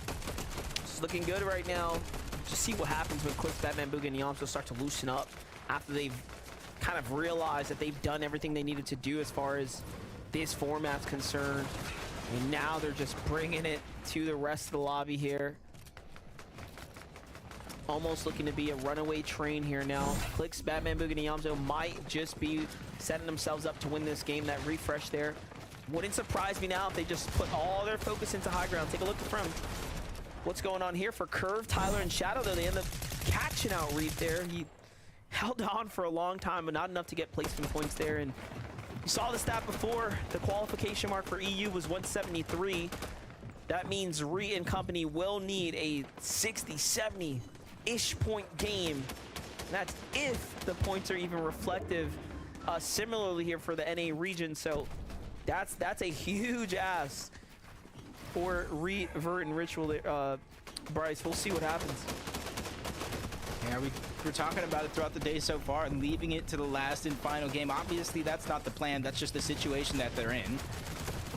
See visuals, Braves trying to take control down below. Eddie's finally spotted out. Luckily, he at least has Nyx there trying to stay alive, but they're just getting pushed left, right, to different angles right now. Just seemingly too much for them to overcome. But thankfully, there's a whole nother third party that just works in the favor of Clicks, Batman Booga, and Yamzo, continuously able to catch Nyx off guard and solidify another elimination. Yep, and it's the island team still shooting down from above, so Success that gives up that ultimate high positioning there. Come on down to Batman Booga's lair.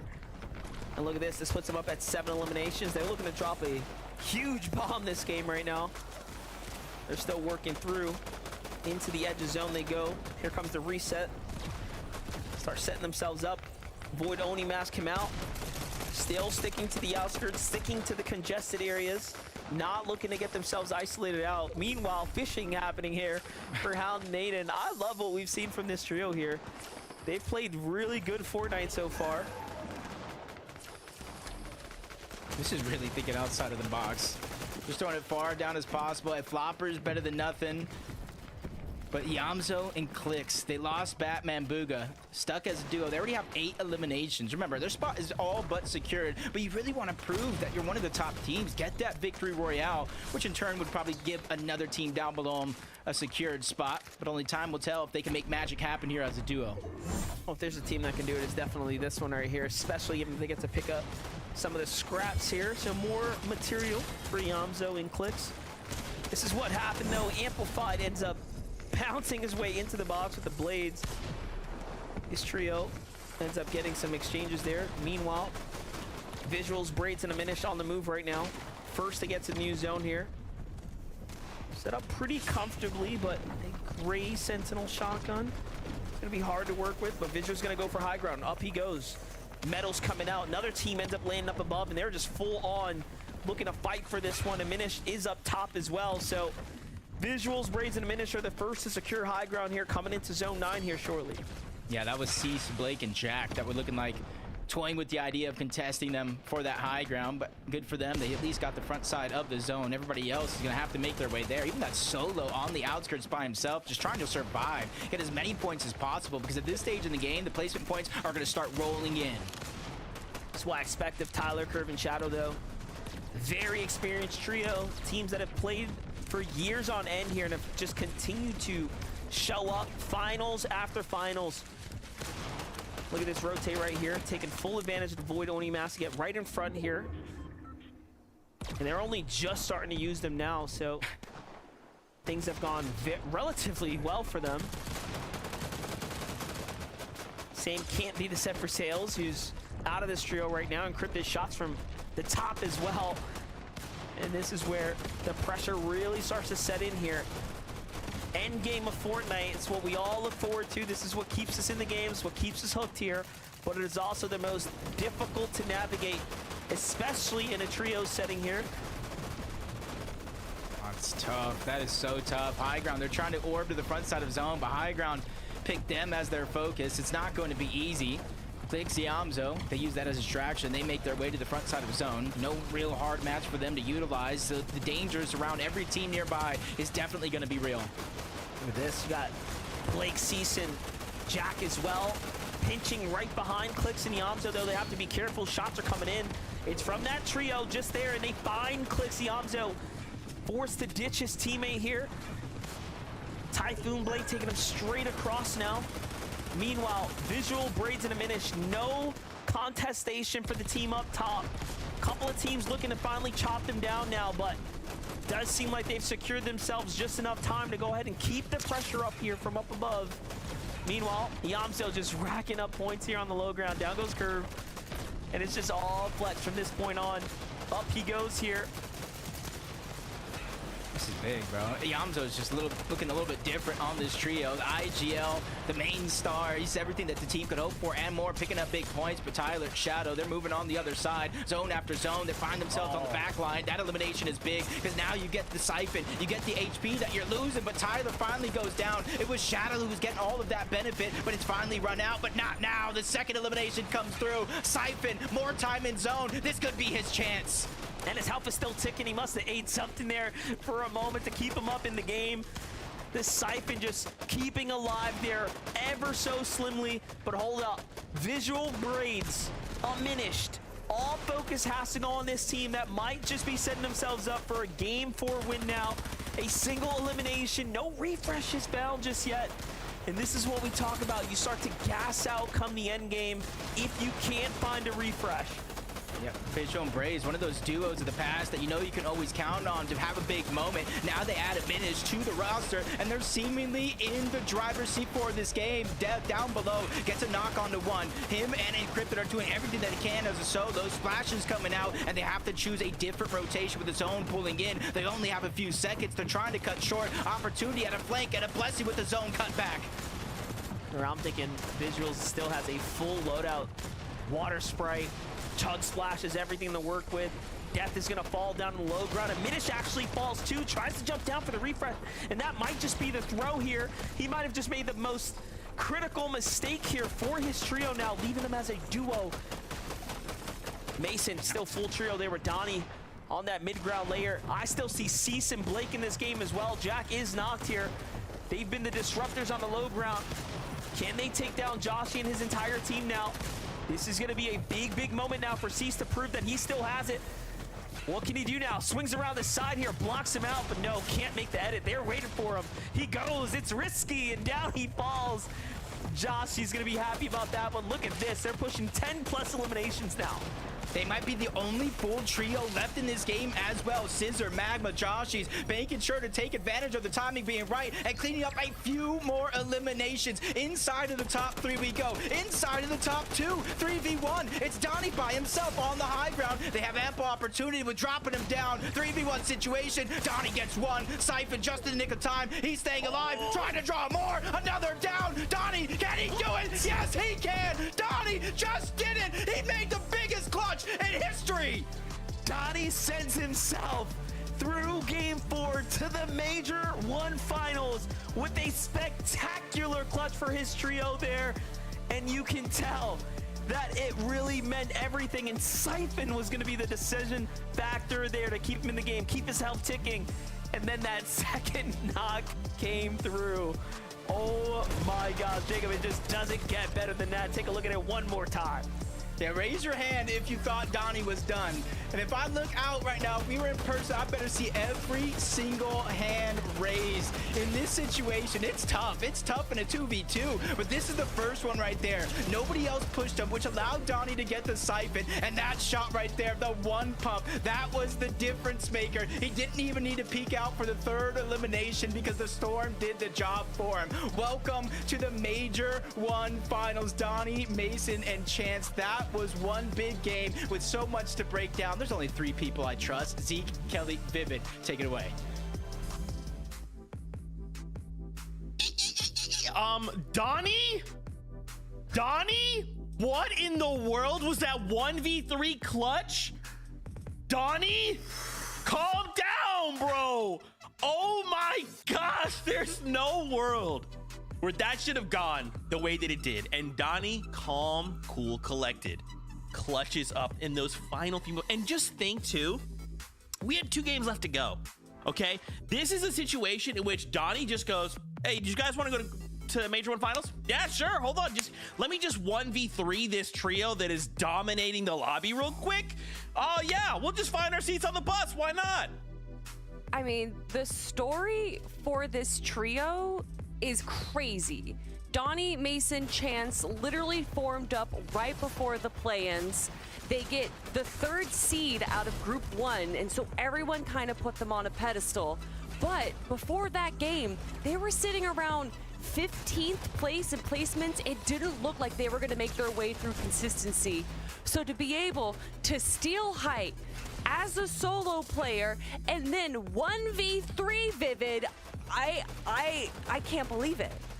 Wow, Donnie, what a moment. Starting out 2025 over here on NAC with a bang. Played it to perfection as well. Found himself 2 isolated 1v1s and then boxed up, knowing that the 3rd player was likely going down to the Storm soon anyway because they had that siphon ticking. I mean, that was played to perfection. That's a highlight for the ages. Congratulations to Donnie. You're a goat, Donnie. What else could we say? That was an unbelievable performance just to, again, be in that situation. No builds, no nothing. And you just go 1, 2, 3, Victory Royale. You will be finding yourselves in the Major 1 finals alongside your trio. Unbelievable stuff. With that being said, though, we are going to go to a short break. When we return, we'll break down more of the action we just saw from game number 4. See you soon.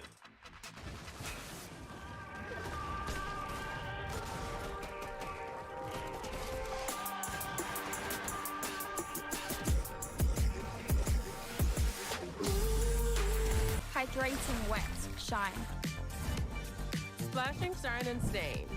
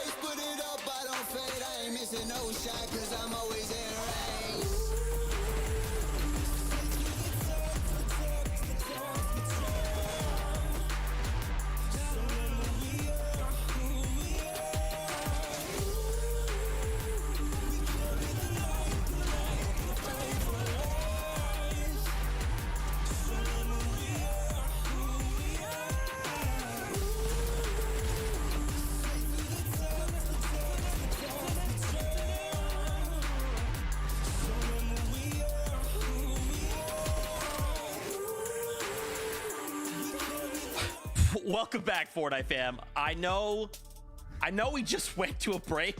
I'm still just so shocked and stunned by this last game, game number 4. If you missed it, Donnie just pulled off one of the craziest clutches I think I've ever seen in Fortnite ever. We just wanted to just highlight this moment once again from Donnie.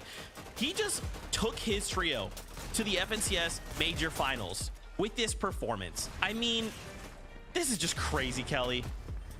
This is why Siphon needed to be back, okay? I mean, all props to Donnie. He played that so well, but I am so glad that Siphon is back.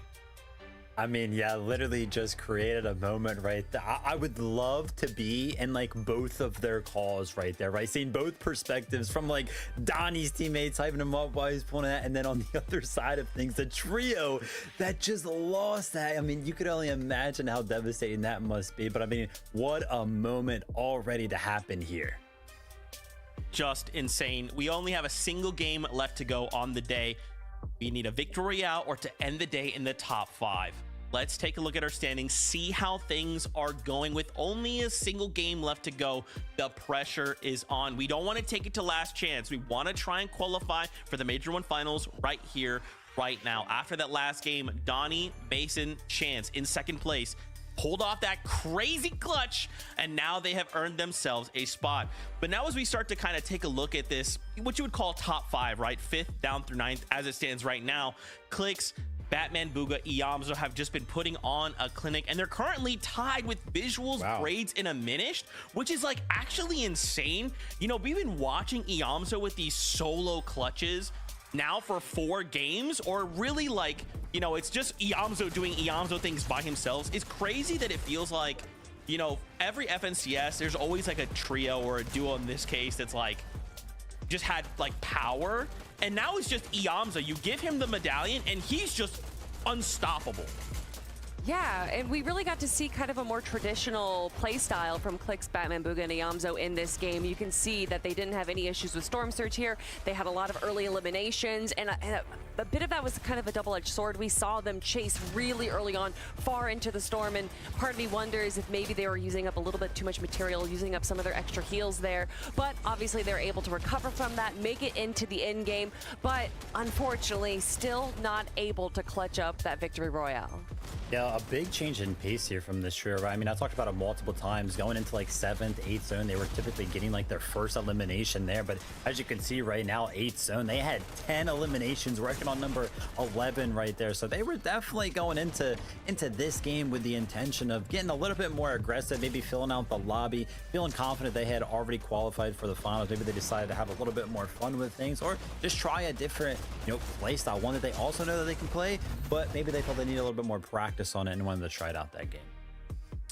I think that's fair, considering like in the future we will likely see Peterbot in these lobbies, right, in Major 1 Finals. So when you've got Peterbot running around and eliminating the lobby, you got to think, okay, maybe Iamzo is that answer, right? Maybe Iamzo is the guy to at least put him on tilt just enough that you can kind of make something happen.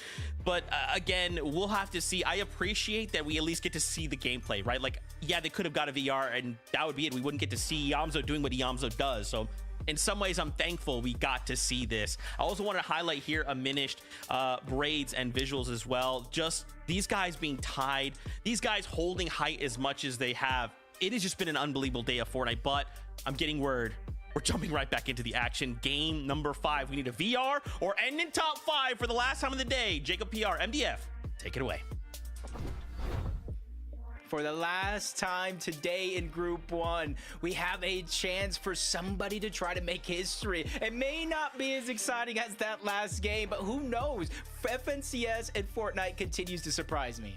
Yeah, that's the thing, right? You don't know how the games are going to end, especially now. We get to celebrate with Siphon in the mix there, really making 4 exciting moments. What we expect as well as a community. So it couldn't be better for Major 1 to have a definitive Game 4 moment like that. But again, Game 5 is here. I'm looking at the standings, and I'm thinking you are going to need a win, and hopefully someone else can take one and push you up. So let's see it for game number 5.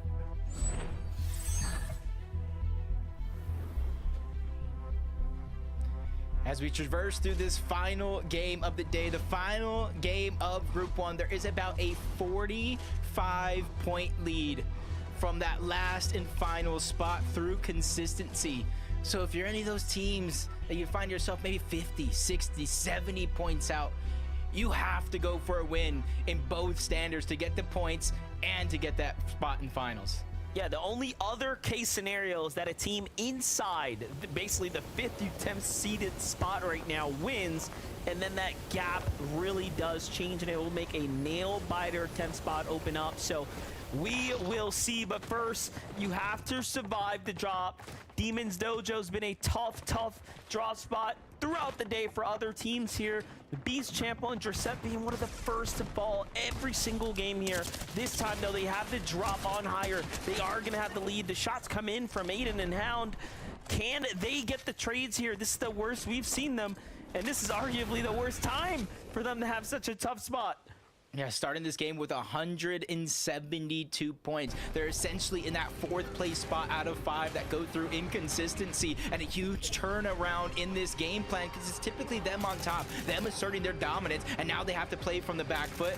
That full trio just taking full control, and you see them immediately trying to take down Medallion. That might be their golden opportunity, the distraction that they need to get their teammate back. That's the thing. No one is safe right now, especially if you're someone like Aiden, Hound, and higher who are only, you know, in the 9th spot. Very contentious drop off there. Let's see it though. Aiden and Hound are just gonna look to live to see another day here as they're back off. Beast, Recept, and Champ will have options. They can spitefully sit on that card if they want to and make it all the more harder. Meanwhile, it's a quick highlight what's going on for Cease Blake and Jack here. Jack comes through, wins it all in the end for his teammates here. He will be able to save Blake and Cease. Very nicely done. They've continued to perform well. We saw them in that last end game, so a finals seat might just be up on the menu here. They're not too far off, 121. About Pretty 50 close. points out from the start of this game, and you got to give Jack his flowers. When it comes to those off-spawn fights, Monster, more times than not, he's been coming up clutch, but the fights will continue around the map. Twinkle Terrace, that's our location. A switch up from Colazzo and his trio, leaving it to the last and final game to try to make a play, and already you can see one player down on the enemy team, but he is by himself as a solo. Yeah, Piem, Vertex, and Colazzo have had a very difficult tournament run so far. Colazzo, though, looking to fully commit into the box, but no, couldn't take down Baloney there. And back to the lobby he stands himself. So last chance qualifier will be his only opportunity now. We'll see for when that chance comes. But here, I mean, this .exe trio gets to live to see another day. We'll see what happens. Yep. You can see them kind of going outwards, those water sprites. Could use those to try to get a lot of heals. And depending if there's a shrine, which I thought I saw one nearby, they could replenish it. Back in full force. Reed, Bryce, and Vert trying to go ahead and use this last game to try to avoid the last chance qualifier. Team, we talked about the experience, so they know the experience only means so much going through lobbies just like that. As they're trying to claim space, even with the player down, they know Eddie's gone on the other side, so it's a straight 2v2. Crazy, this team's gotten into all types of fights here at the Magic Mosses. I mean, they were set out for a tough day either way, whether it's Demon's Dojo or switching it up here for Magic Mosses. Eddie, Lix, and Nick there have had a very, very hard time finding their footing here for this Group 1 stage. Vert, Reed, and Bryce, I mean, unfortunately, really for them falling last game, they could have used those points there to really make this last one closer, but it's going to come down to the wire for them. They're going to need a pop-off and a full top 3 endgame likely in order to make a top 5 spot. So many teams are kind of stuck in that very, very similar situation. It's essentially turned into like a mini reboot round, win and you're in for a lot of these teams further down on that leaderboard, but still an opportunity I hope to take advantage of. From one fight to the next, though, only a short breath of fresh air for that team. As you see, 2 more trios close in the distance, but they end up interacting with each other. Click, Yamzo, Batman Booga. That's Tyler, that's Curve, and Shadow on the other side. Full box fight about to break out. And I told you, these 5 games go by so fast. I can't believe we're at the end of the road here. Iamzo, Clicks, and Batman Booga looking to collapse in on Tyler, and Curve Shadow gets punished by a third party on the outskirts, and their team has to double back here to back them up. It's not looking good.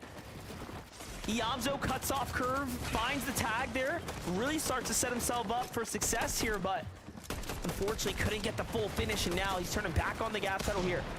Fully face checking this trio, no respect given to Shadow, Curve, and Tyler. They're so healthy right now. They know they can take a shot, so they can continue to kind of pin their heads up against these walls to try to break their way in. Tyler's just trying to converge, get out while he can, but he gets knocked, caught off guard. His two teammates are ready to try to disengage on out. The Iamzo is going to be that turnaround player in this fight from where it started on the low ground to being able to get that elimination on the high ground, but more and more teams crash in this location. I can't believe Reet is here as well. Like, are we seeing like early instances, early strategy of what Iamzo, Clicks, and Batman Booga plan to do in finals? Will they actually push Flooded Frogs and go for an early clash, right? Up against the team Peterbot that should be landing here. This is crazy. I do feel like we're watching a lot of their strategies come out a little early here. Reet and crew have to recognize that they are going against one of the most dangerous teams in this lobby right now. There's no way they don't know. Yeah, what makes them all the more dangerous is what they have nothing to lose. If they go down here, they're still in the Major 1 finals, so they can continue to play as aggressive as they want. Reet going for an alternate angle, but doesn't find what he sees. He has the only shotgun, only 2 shots, as opposed to the Sentinel pump. Even Bryce is running out of ammo with his pump shotgun. Look at him trying to wait it out there, but yeah, the disengage comes out. They end up giving it up here. Iamzo pushing in instead of disengaging with Batman Booga. Bryce has got these players on his tail here. Reet caught up by himself, and no, the Oni mask comes through. It does seem like they buy themselves a little bit of a window, but the relentless pursuit now from Clicks, Iamzo, and Batman Booga is definitely one that's going to need to be studied for a second. Yeah, and back in my mind, I was thinking, hey, they can continue to chase him because disengage is almost like a sign of weakness. But then I just got a little glimpse of the materials and how much resources they actually have. And it does look like both of these teams might need to farm up just a little bit before they take another fight. Well, Reet, Bryce, and Vert need this way more than obviously Clicks and Iamzo, Batman Booga do, given that they have all the points that they need. This is a much more fair team for them to take on here on the outside. Let's jump on over to the other side, though. Schizo and Magma. Team that like, seemingly came out of nowhere. They had 10+ eliminations last game, running things up in the low ground, finishing up towards that top 3. And all around. Like, go ahead. Almost every single year, there's one team out of nowhere. They might not be the most known. A lot of people might not necessarily give them the most respect, but they come in the FNCS. They take these opportunities as they come, and there's somebody that you really got to start to watch out for. And we've seen it before. You know, even Batman Booga is one of those players coming from West, and now he's on one of the best teams in the region. Undoubtedly. Meanwhile, Ducky stacks Cube here, fishing up the loadout, trying to get things situated.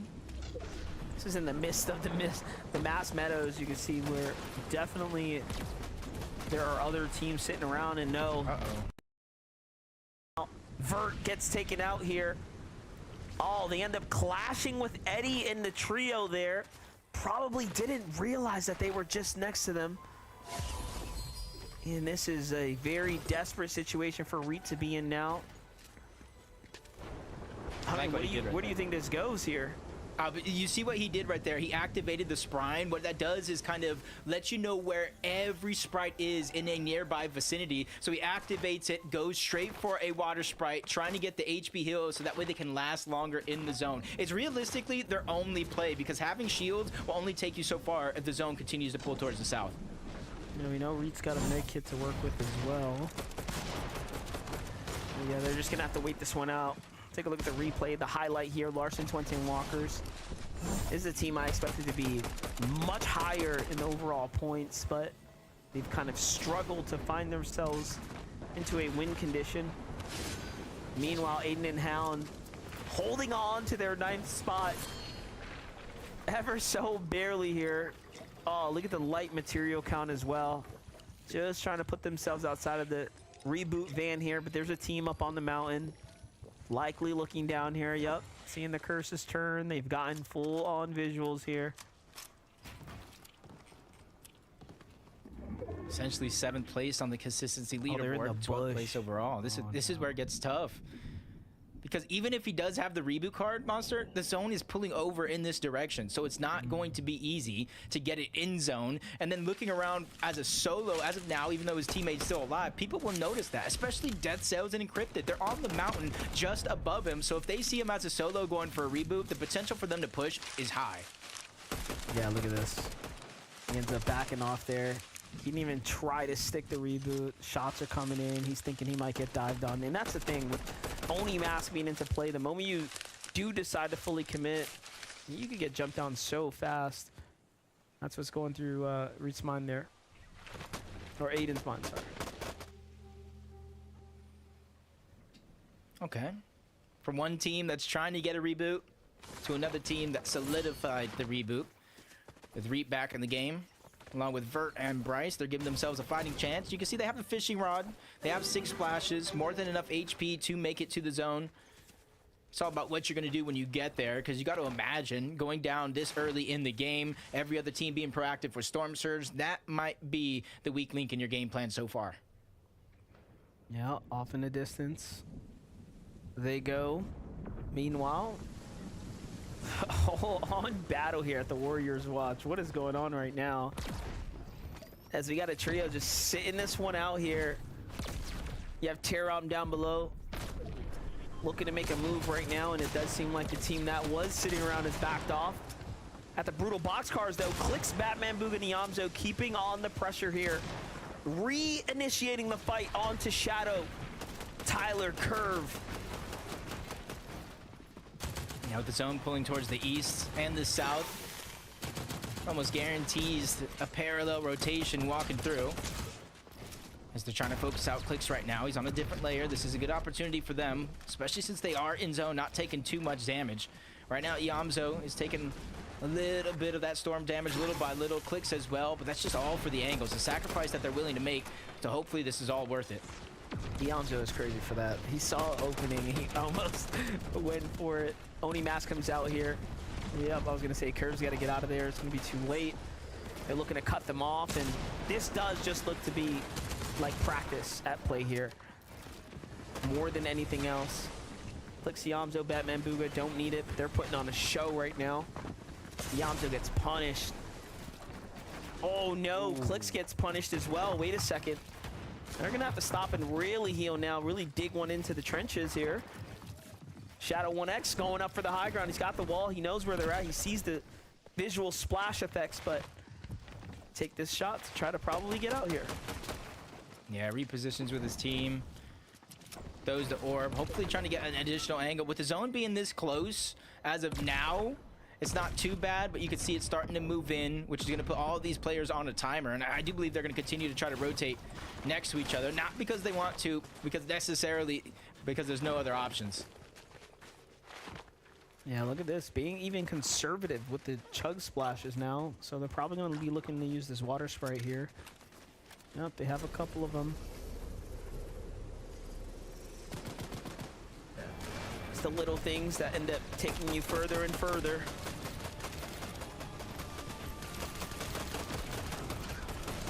Haven't seen this one play a huge role so far in today's games, but we know in the right hands with the right moment, having that Wanderer's Medallion could definitely be a game changer, especially since it has been uncontested. You get the extra loot, the medallion.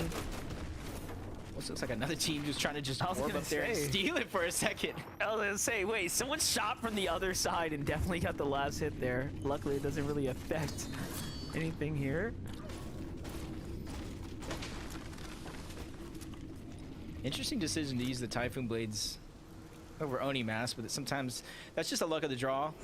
Sometimes I've even seen teams with a Void Mask, a Kinetic Blade, and a Typhoon Blade. Sometimes you just got to use what you can, but they're still on the hunt for more eliminations.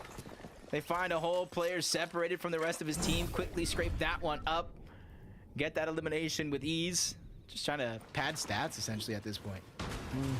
Yeah, we haven't seen too much Kinetic Blade in action right now. Typhoon definitely is going to be the favorite amongst the stars. Sees Blake and Jack have been in their drop this entire time, by the way. They're just now starting to get out. But Jack winning those off-spawn fights and getting Surge early on, it kind of allows them to. Really all depends on the zone, where it pulls, kind of forcing them out of that spot sooner than later than we would hope. Especially since right now, if they continue to move towards the south, they would go to a hopeful slow side of the zone. They have a launch pad on the mountain. They have a lot of options to try to get towards the zone, even if it is going to be so far away.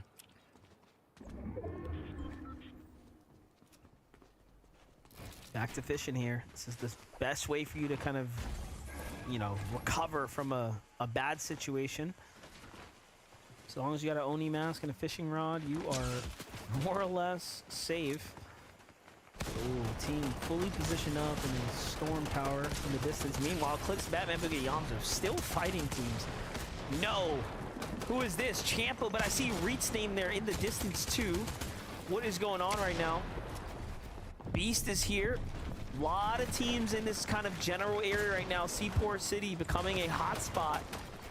As Batman, Boogie, Yamzo, and Clix are kind of starting up the action here once again. You see them even claiming space in front of their opponents, doing whatever they can to cut them off. And I feel like this is kind of the vibe of their season. They set an FNCS point record already, the #1 spot. I think it was like 1350 or something like that. And now they're really just trying to assert their dominance. I feel like this is, right now for Clix, Yamzo, and Batman Booga, this is a group right now, even possibly the rest of the season, a chance to really prove what they're actually worth. I was gonna say, I'm pretty sure we were hanging out in the call watching the games live when they dropped that record. Oh, and this is not looking good for them right now, but Curve is gonna get traded this time. They're inside of his builds though, so Clix's team does have the advantage here. Maybe up to him to play defensively now. They go for the double pickup. Water Sprite's down. Another team jumps down. Tyler, Shadow, Reet, Bryce, Vert getting in the mix here. Champo is trying to jump in as well and put his shots down. This is just a messy, messy fight. Especially with more and more teams coming in, it's just going to get exponentially harder, especially with the zone moving towards the south. Eventually, they're all going to have to try to disengage and get out.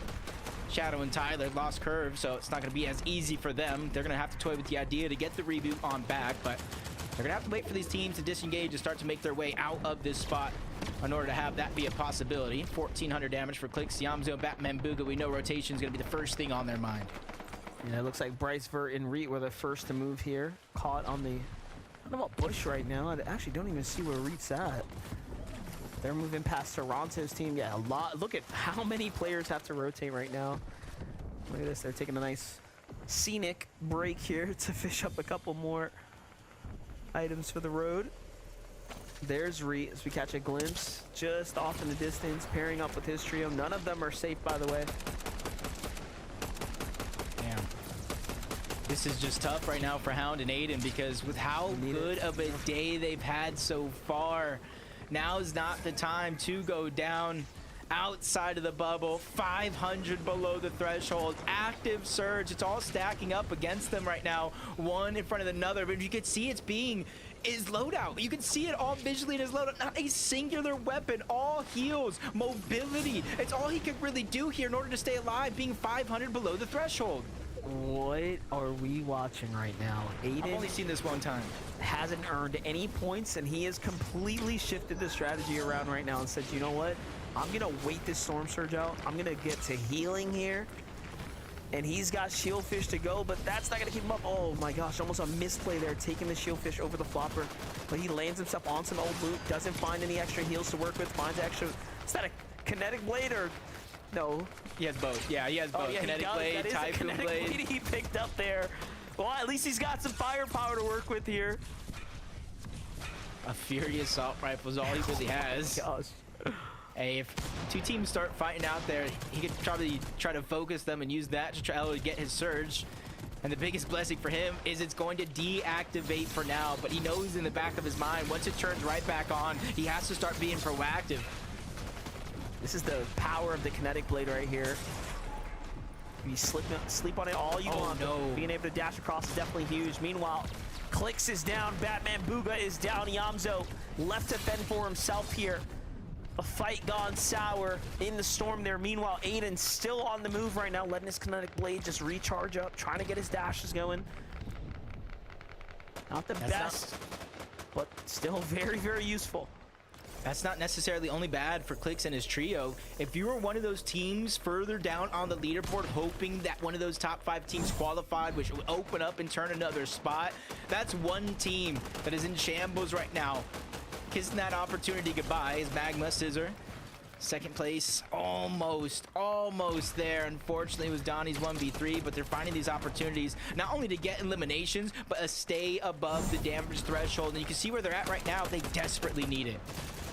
They're doing very well, though. They have a lot of points here, keeping it all the more closer for any team just trying to hold on for consistency. Skizor, Magma with 1 HP right now from the Storm Surge. Skizzo's got a mini, by the way. He's not even giving it to his teammate. He's like, nah, bruh. Oh, there it is. you're one shot anyway.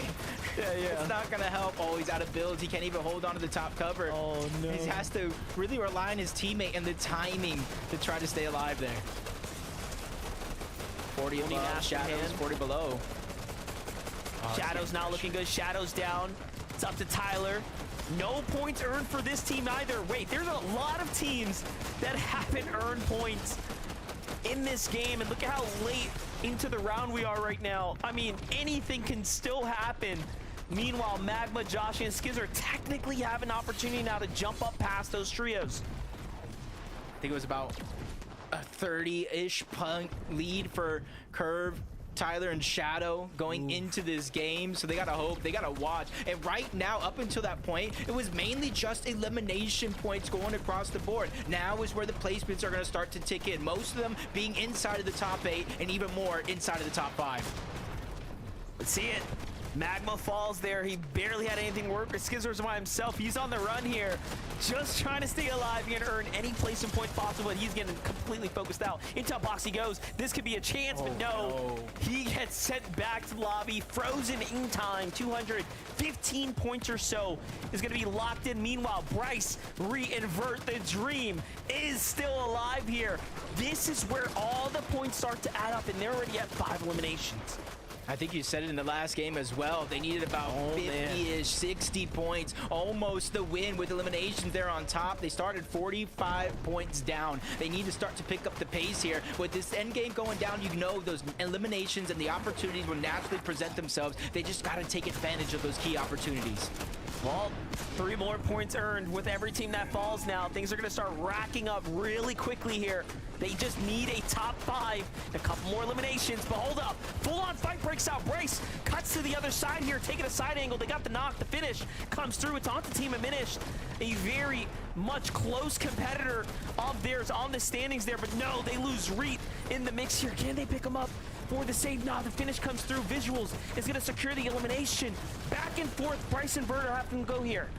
Visuals is already inside of the bubble. Bryce and Vert are not. They have to disengage, continue moving forward. They got what loot that they can. Vert's trying to go ahead and solidify some sort of a position, but there's another player on the other wall that he forces to try to disengage on out. And this is the key for Vert and Bryce right now. Stay away from that ultimate low ground. That's where a lot of the chaos and destruction happens. Hey, Vert's one of the best when it comes down to these endgame positions. We've seen him perform very exceptionally as a solo in a duo setting. We expect all the more. Toronto also just trying to hold on to dear life for his team. This is a great game for them as well, as they are putting 8 eliminations up on the board here, but it's going to come down to which one of these bubble teams can make the top 5, maybe even top 3, and force out someone else from the standing here. Blake is still alive in this game. This is our high ground team, Polis, Power, and Listen right now playing for the win. They need this desperately here if they want to get themselves into the finals. Major 1 is really shaking up here for Group 1 now. I can't believe it's only the first day of groups with so much more action to go next weekend, but this is the final game with Blake, Jack, and Cease trying to control as much space as they can down below. They have the materials to do so. It's just this spot right here off the side of the mountain where they're all forced to crouch down, but they use it to find an opportunity on the Jing. Just damage, no knock. They have to continue to look for more.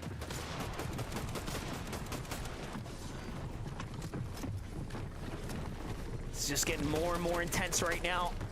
Power, Listen, Polis continue to maintain the high ground. They're starting to dash across here.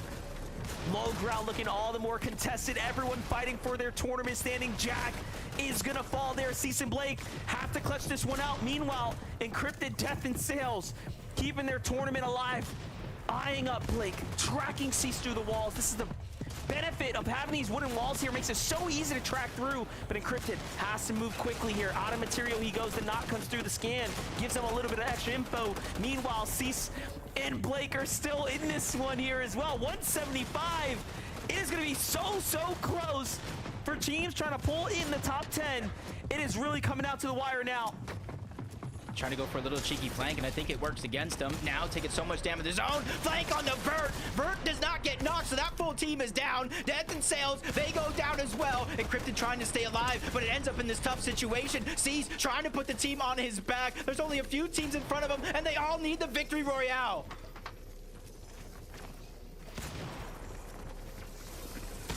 On the high ground. Look at this. Look at the high ground here. Listen, Cease on the low ground. Second, last alive. It's a solo here. He's going toe-to-toe now.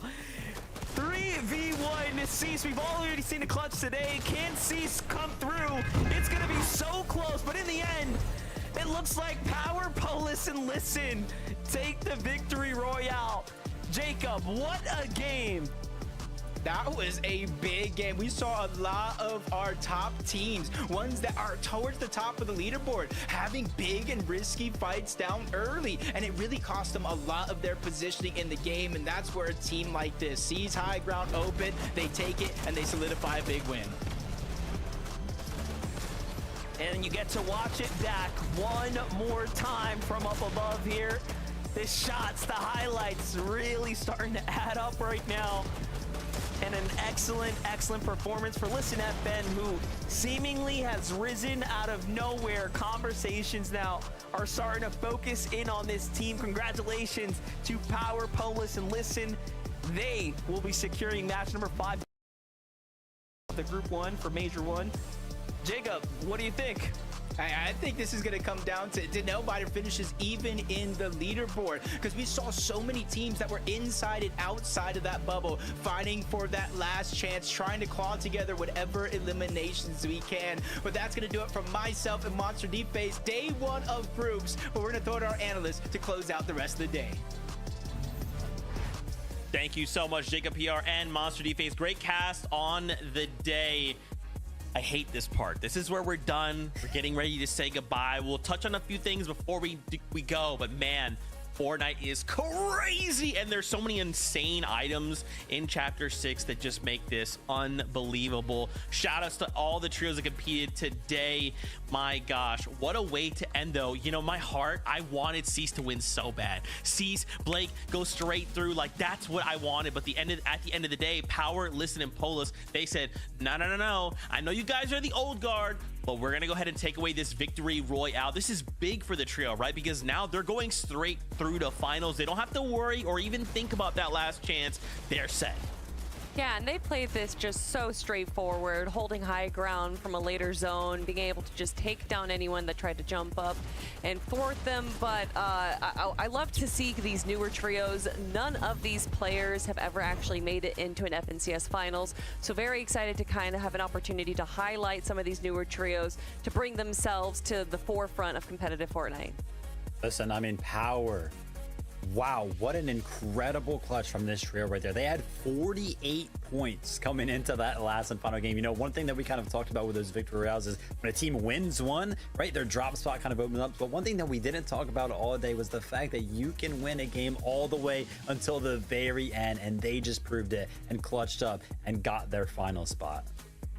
So wild. That's what makes these kind of games crazy, right? You never really know how it's going to end until that last victory royale. And in some ways, you kind of want Bryce to win, right? If Bryce and Vert get that victory royale, then we're looking at the top of the standings and going down. With this, you know, this last VR, that means that top may not change. We'll take a look at that in just a moment. First, we did want to remind you guys who has walked with the victory royales on the day. So we have a cool little graphic lined up to kind of break down everyone who won of the 5 games.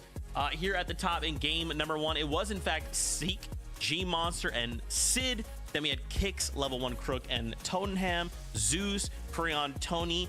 Donnie had the craziest clutch I think we've ever seen. He also posted his reaction on Twitter. So if you guys have time, go check it out. It's wild. Mason and Chance there in game number 4. And finally, Power, Listen, and Polis round us out. Overall, what do you guys think about the victory royales on the day?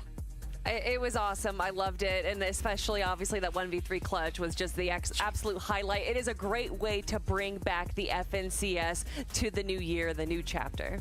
I mean, 5 games usually isn't enough to kind of give you all of the ways to sort of win a game, right? But I mean, we had, teams that were able to hold high ground throughout all the moving zones. We had teams that were able to take high ground during some of the moving zones. And then, of course, we had that clutch victory royale as well from Donnie. So definitely an action-packed day. Group 1 delivered.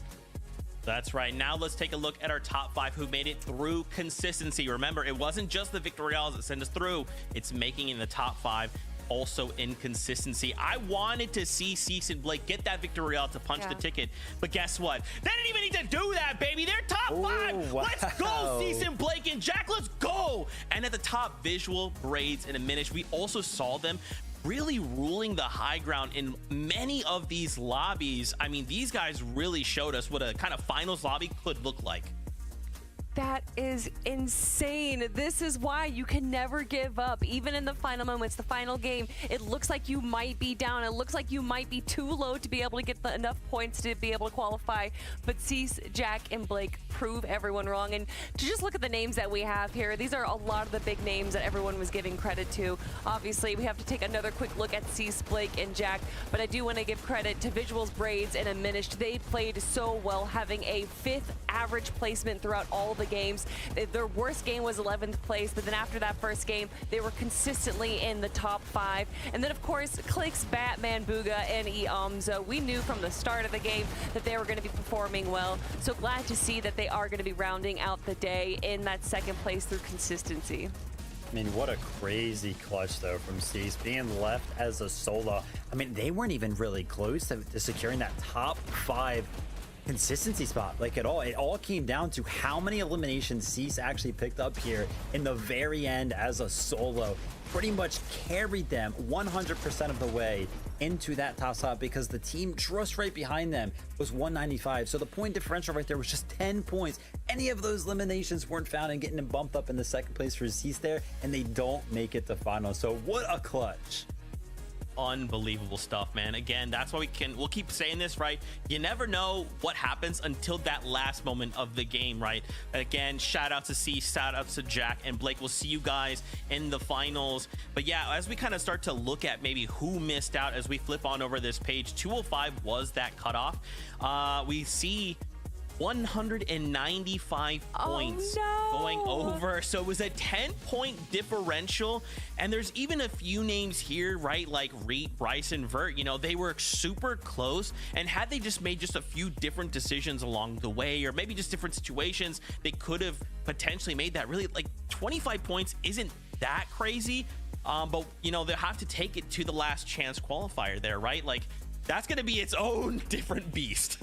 Yeah, you know that they got to be kicking themselves right now. They just did not have the game that they were hoping to, and we saw it during the play-ins too, that Reet, Bryce, and Vert just weren't in the play. They weren't locked in. I'm feeling rough though.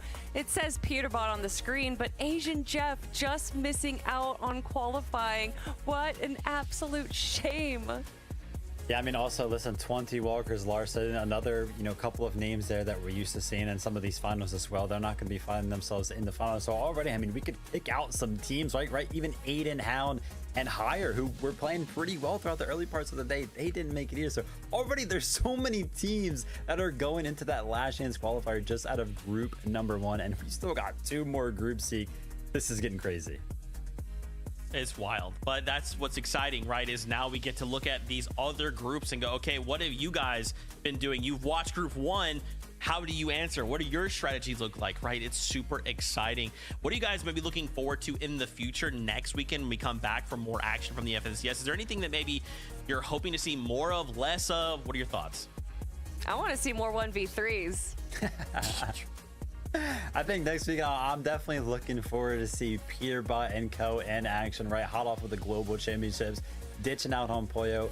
FNCS for him is going to be kicking off next weekend, so I'm excited to see what he brings to the table.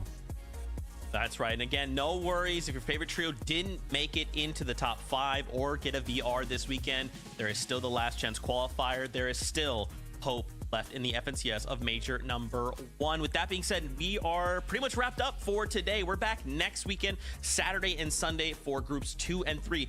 That's a whole bunch of new trios coming in on each of those days.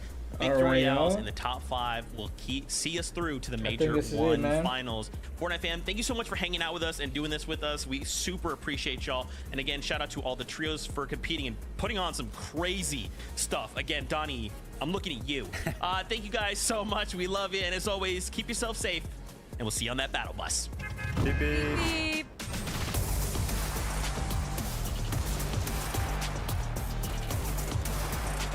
All right, chat. I'm gonna wrap it up as well, man. Hope y'all enjoyed the FNCS freaking watch party. Y'all have a good rest of your night. And I'm gonna catch y'all on the next stream. Peace, man.